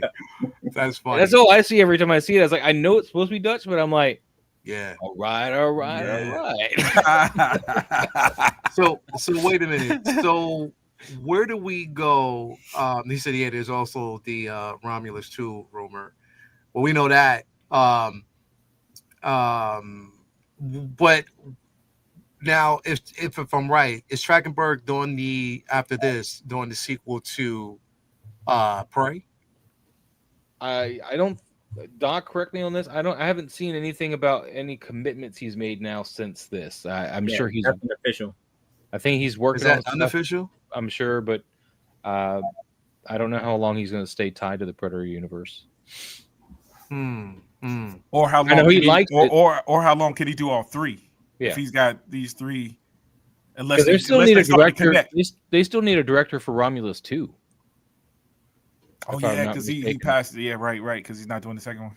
He's helping write it, but he's not directing it. So So that's going to be interesting to see because, like I said, I thought that it was that they were officially writing the script for two. I mean for Prey, but I don't think there's a Prey 2. Let me say, all we know is there's another project. Oh, yeah, Naru. they showed her at the end of Killers Prey. and Killers, Yeah. so they might not be a Killer Prey 2. Killers of Badlands or something else. So yeah, I don't know. Would be in Killer Killers 2 though. Okay, so there's gonna be another. So they're going switching into the animation. So But, that's the thing is, but who? I mean, who's to say that Killers got to be animated too? We know that for a fact. Explode. I mean, I would think I'd so. rather Don't get me wrong. I'm just throwing it out there when I'm watching. The only thing that's making me say it, like you said, if Arnold's coming back as animated, then yeah, it'd probably be. You know what I'm saying? Well, I mean that way Like- they can get Danny back too, because I mean Danny's pretty old too. Yeah, Danny's old. They showed Danny in there too. He's literally too old for this shit. Yeah, literally. But they showed Danny in one of the cryo tubes too. So Yeah, they Yeah. did. They did. I mean, I don't know, man. I'm just super fucking hyped for this movie. They did such a fucking phenomenal job with it. I mean, I would hate for him just not to do anything else and leave this in the hands of somebody else who's just gonna fuck it up. I hate when they do that. You know what I mean? I just don't want him to do it. And I think, like I said, the response they're getting all around. This was from the Predator franchise. This is the highest rated. 40 million. Bro, I think he's definitely doing something else Predator related to follow this up. But if he says so, that hurts his bargaining chip. I think he's just going to try to hold off any announcements so that way he tries to get a little bit more of that bread, which he's well deserved at this point. Yeah. I want And the them to movie, keep and the going movie for is that. fresh too. You know what I mean? So I mean, he's probably still promoting. You know what I'm saying? Probably ain't ready to talk about it. It'll probably come soon if he's doing it. But Didn't he say something like, "Don't read into the aliens tie-in too soon because we're not there yet"? He Oh said no, he yeah, wouldn't he rule out did. He an said they're not AVP there 3. yet. He said he wouldn't rule out an AVP 3. Yeah, he just said that. And I think that should be with Deck. I think we should follow Deck all the way until he does his AVP and like kind of. I still think that Deck. I mean, he's based off of Broken Tusk. There's no doubt about that. However, he's not set like set in stone as being based off of him. So I think it'd be great if they kind of put him in that character arc a little bit, as far as because he's a clan leader. Broken Tusk is a clan leader. He's got the same tusk broken, not to be confused with Wolf, which is missing the top tusk. So I would love to see this as that journey to become Deshan. Yeah. You know, the clan leader who is, you I don't know, know. That it'll be the first time they ever had the same Predator in two different films, though. So they well, might. Broken Tusk wasn't in any films yet. What's that? Broken Tusk isn't in a film. He's comic book. No, I character. mean Deck. Oh yeah. I mean, Well, they need to follow him. I mean, Yeah. we gotta get him more. Yeah. He's got to adopt Makiko into the clan, man. Come on, let's do it. Yeah. It's definitely a hit. I mean, Hollywood. A movie does kind of well nowadays. It's gonna, Yeah. It should make its money back because its budget was $100 million. It's made $80 million worldwide so far. It needs to make like $260, I think, to be profitable though. Which, according to the breakdowns I've been reading, that should be well within its ability to do. Oh yeah. Because then they lowball it though. They said basically the expectation in the beginning was only like 30 million. Oh yeah, the opening weekend was like the max was be 30 million, so it went past that. So I don't know, man. I hope they do. I just don't trust the current state of the movie going experience. You know what I mean? Like it's hard for us to know who's going to do what.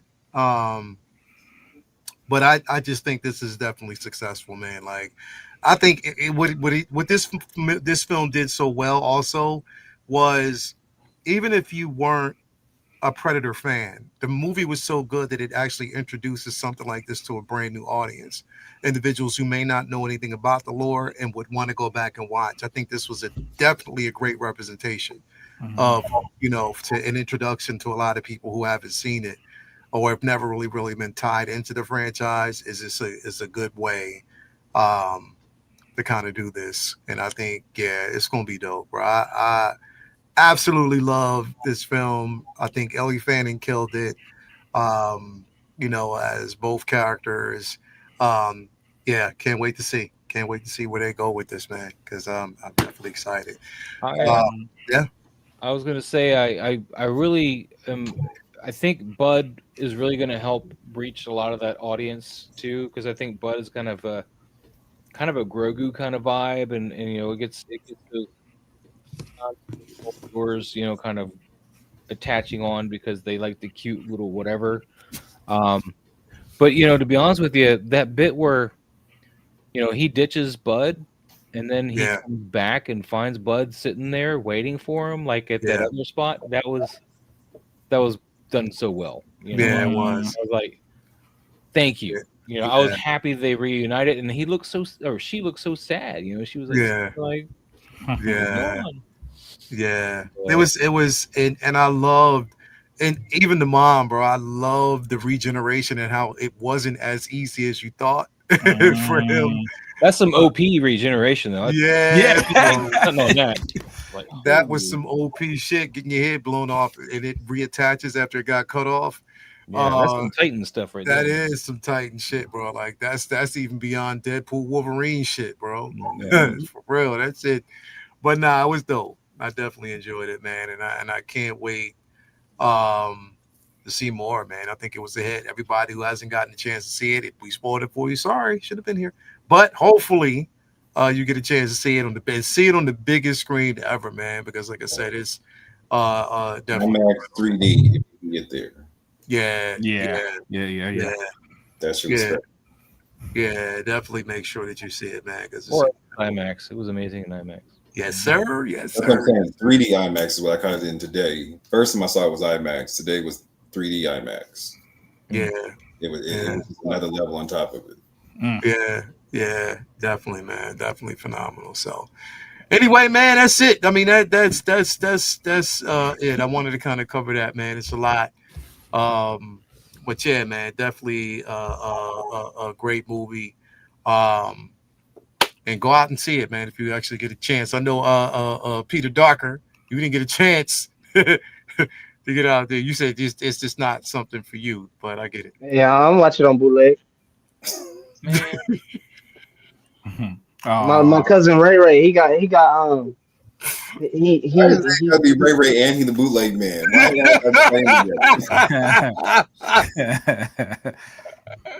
Ray, he be getting them 4Ks. I don't know how he be doing it. You say, yo, he's bootleg and his name got to be Ray, man. Nah, but I'll on those bootlegs. He's like, man. Man, I've been in the trenches, bro. If you know about this place in LA, it's called the Alley. And the Alley is this wonderful, just metropolis of fake shit everywhere. He ain't lying.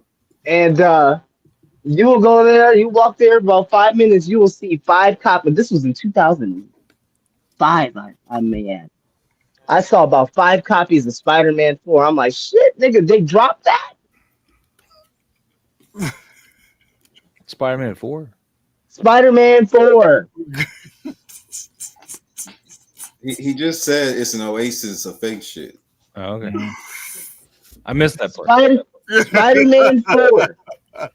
Look, Hell, 3 wasn't even out at that point yet. You want to get your girl that Louis bag or that Coach? Louis or Coach? Take your ass to the Alley. Yeah, you get a Birkin. You want to get your ass flowers for your wedding?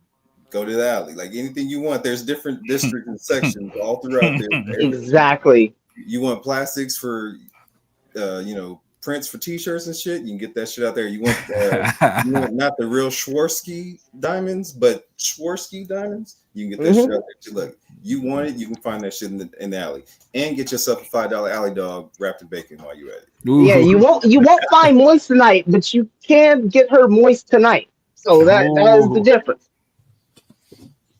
Is that what? Did everybody expect it to go there? That quick? What he did there.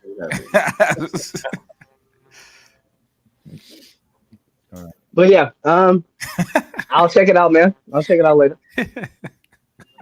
Sounds great. Love what you guys were discussing, man. It sounds great. I might have to give me a Predator just for the. I was thinking about this couple days ago. Get a Predator just for the Spider-Man versus Predator. Comic line. That would be a reason for me to get a Predator now. So I'll think about that. See if I can find one that matches the look of the Predator from that comic line, and possibly go from there. That's something I'm looking into. All right, brother. All right. Charlie's like, has Bloomer even seen the movie? No. He said that. He said no. The first one? Yeah, you seen this first one? Oh yeah.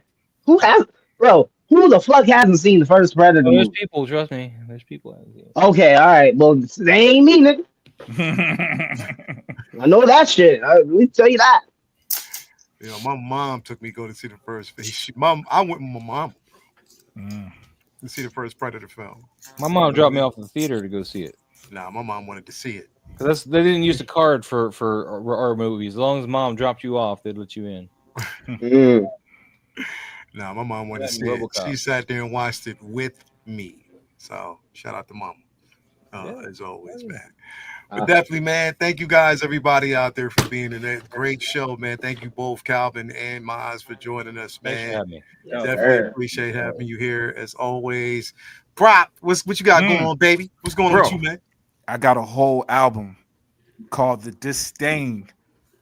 It's under Distant Fam is the name of the group. Yeah. Or Master Wiz, yo. Check it out, man. It's comic book related. I made a comparison, a reference to Dr. Doom, and then I said something about kicking footballs into orbit like Superman. It's pertinent. It's relevant to this show. Go check it out. When's it hitting Apple? Yo, I'm gonna let you. You know what? I've been holding off. I'll let you know. It's supposed to be 5 days, bro. So sometime this week. Yep. Yeah, they got that 5-day waiting on certain platforms. You gotta wait until it goes up. Is that what it is? iTunes be tripping. Yeah. Tripping, bro. Yeah, it do be tripping, bro. Where you enjoy that, man? Hey, I had to remix. What's up? Finish your thought. I got a question. No, yeah. So, what was it? We had to remix. Okay, you had to change the beat remix or remix? I had to change the beat for Memoirs of Blood and Bone. So they didn't give me the approval on the original version. So I'm releasing the original version as a free version, but I remixed the song with a different beat for the album so I can get the approval. So I spent pretty much the entire weekend doing that, adding the vocals, remixing it. so I can get it on the album and get the approval. You doing vinyl and everything too? I'm not doing vinyl. I'm just man. all digital, bro. I'm not doing. I might get like a few. I might get a vinyl cover for myself. Well, I told you about that elastic joint, bro. Yeah. You can have them buy it. I only say that because you can put the original. I mean, just something you can do it exclusive and put that original joint on there. You get those new 4-inch vinyls, man. The tiny vinyls. Nah, where you gonna put? Yeah, you gotta get a regular size one if you get it. I want them 45s, bro. Like, no, there's 4-inch vinyls we now sell at my work. 4-inch. I don't know what the hell. I was like, how does that even work, man? The groove gonna be so small. How you gonna get this to work? The damn fucking track gonna be whispering, so damn needle hit. I was like, my M44 is not gonna fit in this. It's gonna be whispering when you hear this shit. Yeah, man. So that's it, bro. Like I said, now once I get the final approval for that, I mean, I'm projecting from what I'm thinking. I'm projecting not this Friday, but the following Friday I can release it. But yeah, and you saw the artwork for Blood and Bone, bro. Like, yeah. Vinny killed that shit, bro. Yeah, he fucking killed that shit. Like, I can't wait to. Yeah. Can't wait till it's out. Yeah.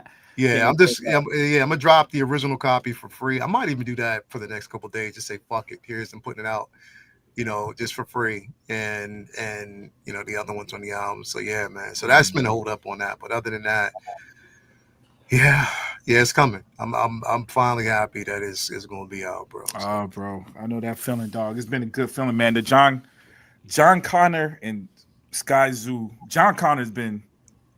Dude, this is the fastest our stuff done. I guess they put it on that release radar. Yeah. Dude, this is the fastest my numbers done ran up. Yeah. Like ever. You know what I'm saying? And that song is. Yeah, I'll be on Spotify. I wanted to check it out this weekend. And I was like, shit. I'll be on. Dude. You know what? It's on Band. I put the producer put it on Bandcamp too. I don't know if he be on Bandcamp got a lot of hip hop. Right, some good stuff on it. I can send you that. I can't wait to hear it, bro. I'm sure it'll be fun. I've loved all your shit so far, bro. Bad. Appreciate you. Yeah, man. Hell yeah, man. But yeah, bro. Thanks for stopping through, man. Thanks for being there as always, man. Miles, what you got going on, bro?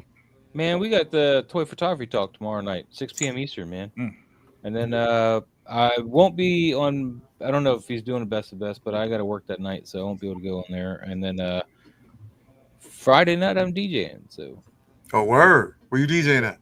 I go to the Goth Industrial Club, so word. I'll probably listen to, but you ain't gonna have the 4-inch vinyls, are you? No, man. I was like, turn it up. I use me some Final Scratch. Like this. It got the crate. I use the Final Scratch in the laptop, man. I've been using Final Scratch since it was around the tractor / Stanton Final Scratch. Got you. So I've been using it since the 1.1, man. So okay. All right, we got DJ Miles in the building, man. Word up. His tagline. My Miles actually, so yeah. DJ Miles. Yeah, I don't just get down. DJ. That's what I got, man. That's all I got. You said you do. It's Goth? You said? Goth Industrial, yeah. Oh, bet. It's gonna be off the Cheshire Bridge over at Ritual. Or Heretic, I guess is the name of the club. I pictured the Daywalker walking in when you said that. It's like that kind of. No, I'm hearing the Blade shit, and I know that's probably not the same genre. Dude, I like but that's all I fucking hear, bro. Everyone must thought the same thing. Thank you, I like that, bro. Dopest intro ever, bro. Dopest intro. We ignorant. We so ignorant. I play that New Order Pump Panel Jam Reconstruction remix. Why are we all hearing that same fucking Blade song? You probably in your head right now. That's me right now in my head. Like, yo, you said Goth. We took it back to 90s, 98, right? You're doing the New Orders. What's in your head? Y'all had Maz walking up to the front door like this.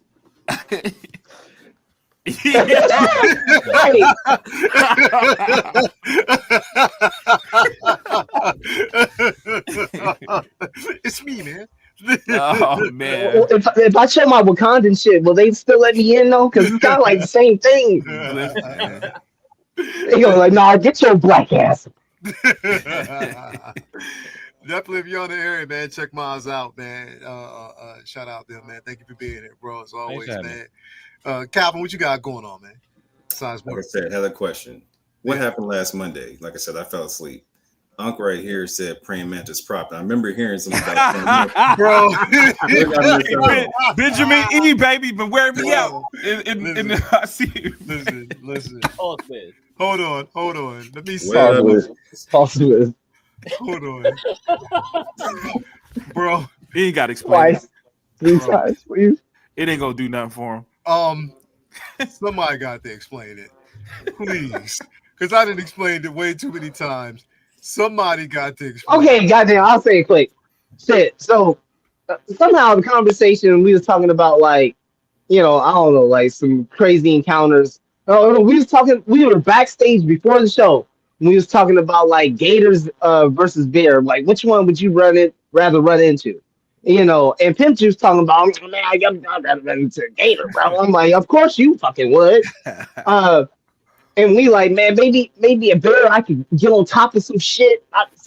If I got an opportunity. I know how fast bears are, but if I have an opportunity, I might be able to get away from that a little bit quicker than being in the fucking swamp mud with a gator. That was the kind of context, right? Then I came in there, I was talking about some, man, you know, where I used to live in Paris, California, is boonies. So I used to live by like we got Paris here. Let that be known. Yeah, that's why I had to specify. But shit, you don't hear me saying wee, nigga, it's weed, not wee.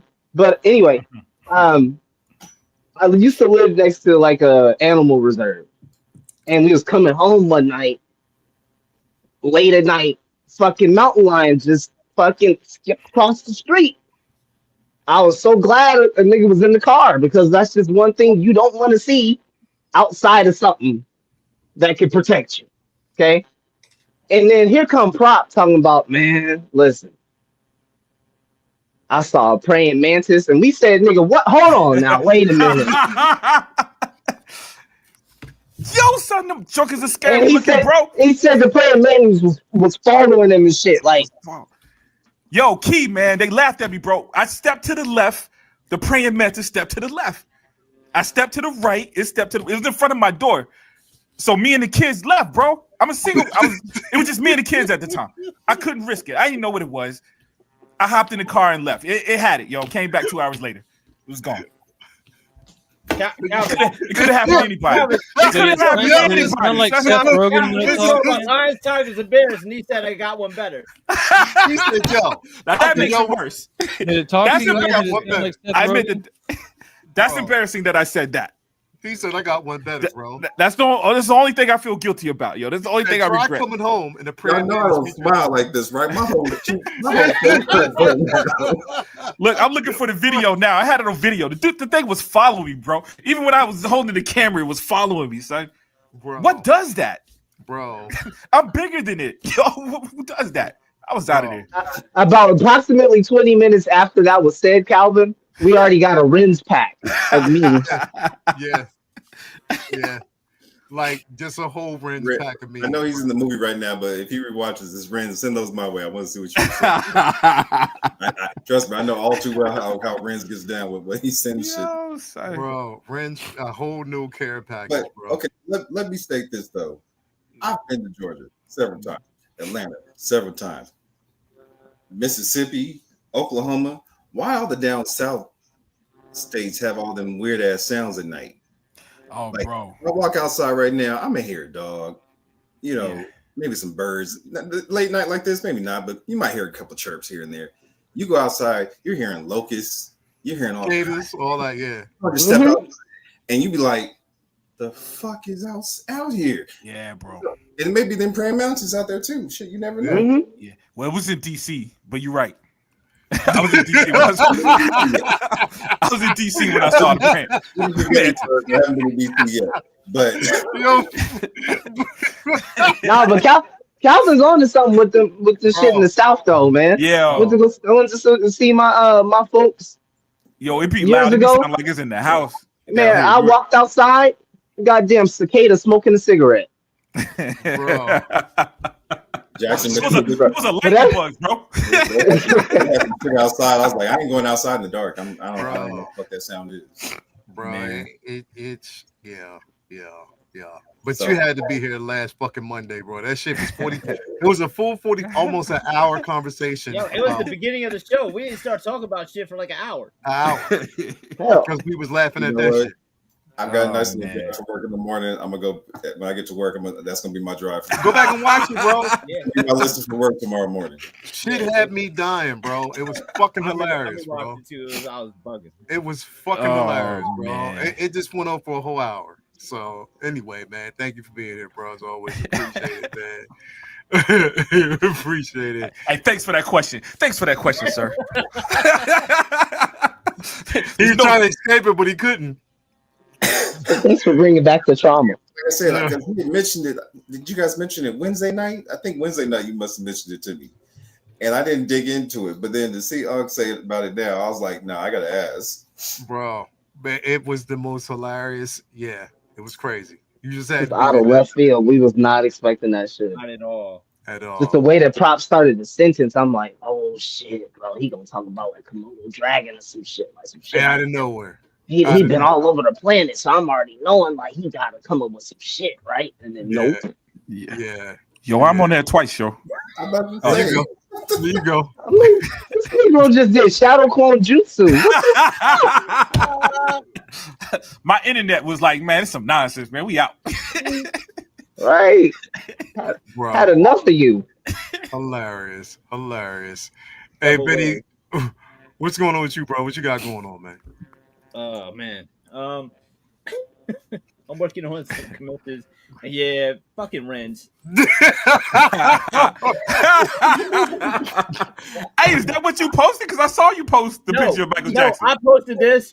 Look, Prop. I posted this, and then like 20 minutes later, Ren sends me this, and I started to laugh, and then I soon before I could even finish my ha, I realized Leo's gonna put this up.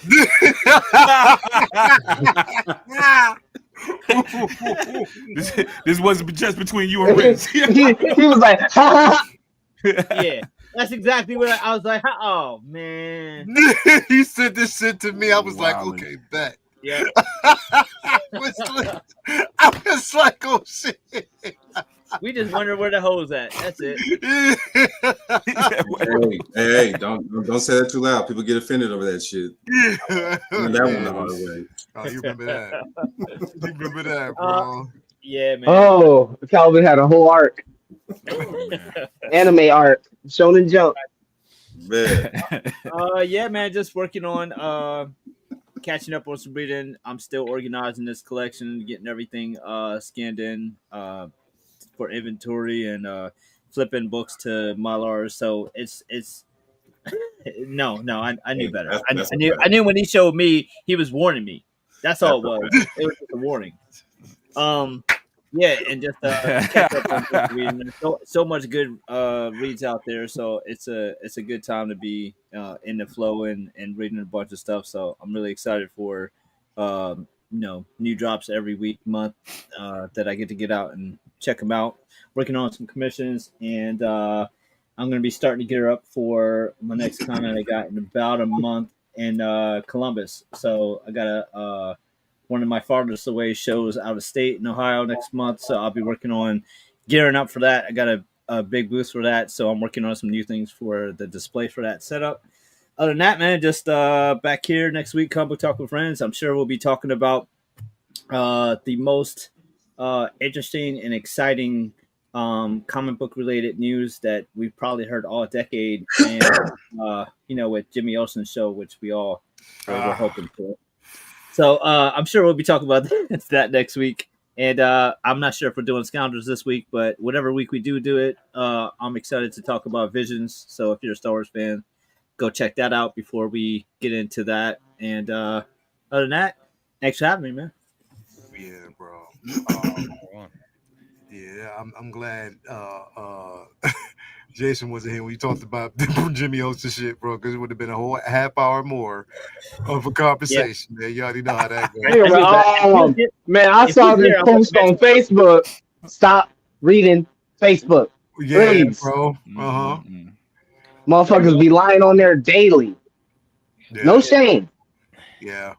Yeah. So don't forget that we get the comic book prequel coming out tomorrow for Oh Badlands. yeah. Badlands comic book prequel tomorrow on Okay. New Comic Book Wednesday. So definitely check that out. I The think one we get also tomorrow. I think they're releasing the next Absolute Batman. I think that actually drops tomorrow. Yeah. I think. Did anyone read Captain America versus Alien versus Captain Yes, America? I got that. I read it last week. Yep. Was it Yeah, good? it's good, bro. It's a good setup. It's I'll let you read it first because it's a spin on a certain group Okay. and how they equate this group in with the Xenomorph. So All right. I'll check it next time I get yeah, out. check it out. Because I was gonna put that up there today, but I was like, Yeah, well, I know a lot of people haven't actually read that one yet.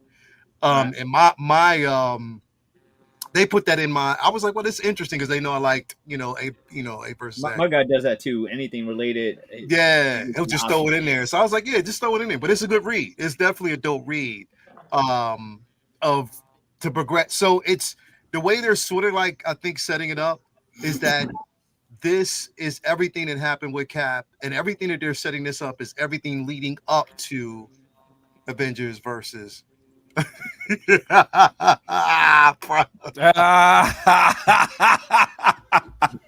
is dope, man.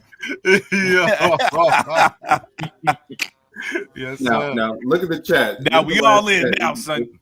And you see where that came from. Who sent it to you, Renz?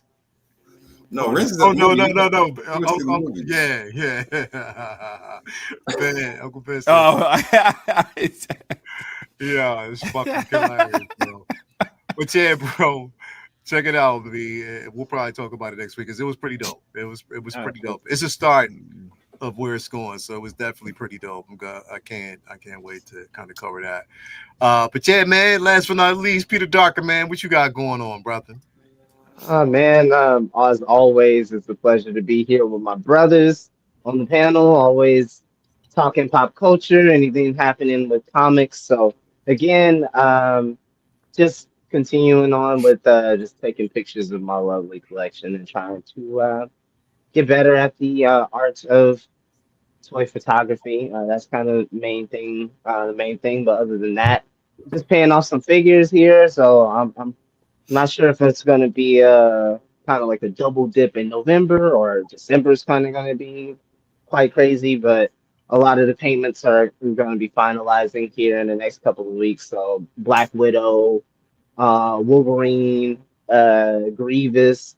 Really excited for those three. That'll round out basically. It should round out 2025 with maybe a couple of exceptions. I got something I want to do as a gift for my dad. So working on a couple things here, man, and really, really excited, man. Give all glory to God. It's like without him, I can't do any of this stuff. I wouldn't be here. So very, very blessed to be here, man. And you guys know the rotation at this point: Monday, Wednesday, and Friday. You're here with us on Monday. Wednesday, we'll see what happens with Hot Toys. It's been a little slow, as you guys know, of late. Couple of releases here or there. We got a magnificent Spider-Man figure, which is really blazing the internet right now. If you go on Instagram, you will see a lot of that figure. So yeah. Other than that, Friday, of course, you guys know if you're in Figure Plus Friday group. If you're not, go ahead and join. Hit us up on Facebook. But if you're in the group, please make sure you go over to the featured tab. We still have a lot of amazing ongoing contests going on and giveaways coming at you towards the end of the year. So again, please make sure that you are checking that out. Can't wait to see you guys on Wednesday and Friday. Yes. Again, man, stay prayed up. Take care of your own, man. Check in on your folks, man. We've had quite a few losses here, and even in our comic book, or not comic book, but collecting community. So again, man, check up on your own, because you just never know what people are going through. And again, the power of words. You just don't know how powerful your words are until someone comes to you and says, like, man, I need to hear that. You're right on, or that you're speaking to me, and sometimes you might hear that. So again, just try to do what you can out there. There's a lot of fucking bullshit going on right now. Seems like every day you turn the TV on and flip your phone on, you're like, damn, the Empire just up 99 to 1. like right now. Like Palpatine is really smoking our ass. He got us in a blunt, and he lit this shit up, and he fucking goddamn, he putting his lips on it, his tongue on it. Like he is enjoying the fuck out of the blunts right now. So it really seems like that. But in other neighborhoods and different corners, there's a lot of positivity going on. There's a lot of camaraderie happening. So please don't let the news that is already paid and bought for tell you what's exactly going on, because it's only a fraction of reality. So again, please make sure that you are woke, the real woke, not the shit that these fucking racist Nazis have taken over and destroyed our beautiful term, much like the swastika. It's very fitting that these people don't come up with anything creative. They just take from other people who came up with creative and then took it and perverted it. So it's really fitting. It's actually almost on brand for these type of people. But again, know that we are going against evil out there, man. And please just stay prayed up and do what you can out there. And if you got people that are spouting that nonsense, don't even give them the time. There's no longer the time. And when and if we get past this, it's going to be really bad for you, because it might swing very violently. I don't know where things are going to go. I can only tell you as a student of history where things have gone. And things look very familiar to me, sadly, unfortunately. So do what you can as a citizen while you can. Word, definitely, bro. Appreciate it, man. As always, everybody out there, man, have a great rest of your evening. See you guys on Wednesday. If they drop a figure tonight or tomorrow, I'll be doing a video on that. Very interesting enough. I definitely did want to, that I believe I can't, if I believe, let me actually check real quick. If I'm right. Oh, yes. This will be the first time that Hot Toys has taken an L on an exclusive release. Literally. Which one? Ballerina. She's still up. The ballerina. She is still a week later. A week later, she is still available. I mean, mini driver. go with your wallet. Yeah, I think that's an L for them, but that's a W for us. Yeah. That means motherfuckers had some restraint. Was like, no. Nobody wants a mini driver Hot Toy, man. They want Ana de Armas, man. Yeah. Listen. I got it I pre-ordered it because, again, I wanted that figure. I've been talking about it for a while. I'm hoping that there's a level of improvement based on the pushback. Yeah. I'm hoping that it is, because right now the consensus is spoken and motherfuckers ain't going for it. And hey, listen, hella proud. You remember that 2099 when we first saw it? Yeah. You remember when we first saw Miguel? Yeah. What did BC say? This is before I was even on the fucking show. Yeah. What did BC say? I was a chat nigga. Word to Cal. Yeah. BC said this shit look like a Marvel Legends figure. Anyway, a bit of hyperbole if you want to really dissect it, but yeah, we had strong opinions about that thing when it was showed. Months later, it's in my show, so it can't be done. It can't be done. You remember when Hot Toys went on that streak of like they I think they revealed Shuri's head, but it was like a post that they did. They showed like, I think it was like Tom Holland from the red and blue suit. They showed that head, the Shuri head, and I think a few other fixes were made. Sasha Kaya as Supergirl. Yeah. Supergirl. All right, there was a trend for a small portion of time. I want to say last year. Yeah, last year for sure, where they were just like updating, 2099 included. So there is a precedence for it. We'll just see how strongly that See precedence how it carries goes. into Yeah. 2026, I guess. Yeah, we'll see how it goes. But again, I'm excited. I got it just to kind of get myself in line, but just in case. But yeah, the consensus is spoken, and that shit. This is the first exclusive artisan that they've taken an L on You this sick of magnitude. you sick of these weaves, man? Well, Yeah, bro. that being said, man, though that Black Widow is amazing. Oh yeah, Oh, yeah, wow. That kind of I think Yeah. for the Eve, it's just the face sculpt. If it was a dead ringer killer and it was straight on Like her, man. the armors, I hear I you. think we wouldn't be hearing that shit. They have bent us over and beat us over the head with all these Yeah. arguments. Mhm. Yeah. Yeah. That Extra point is definitely I'm true and like, factual. It's not. It hasn't been worth what we've gotten for Yeah. the majority of that. Yeah, the returns that.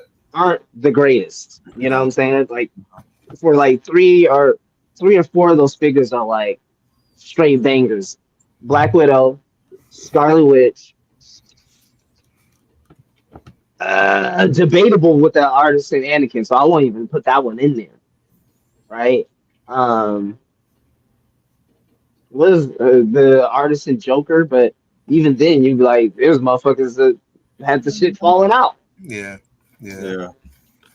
Yeah. That's what I'm saying, bro. Like, people are really speaking right now. Just like, nah, fuck that. You ain't gonna pull that shit with us this time. So we'll see. We'll see how it goes. But it'll probably be a topic of discussion on Wednesday as well, just to see what we get.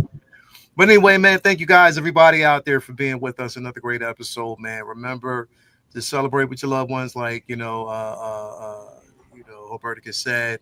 We'll be back here definitely next week. And hopefully we, have more Praying Mantis content next Monday to, kind of talk about and, put out there. And it's been prop. You can put it right up there next to that blade. I mean, you know what I mean? Just, that not blade, but the spawn, man. Put it right up there next to that. So We need to find this as a praying mantis to go with it now.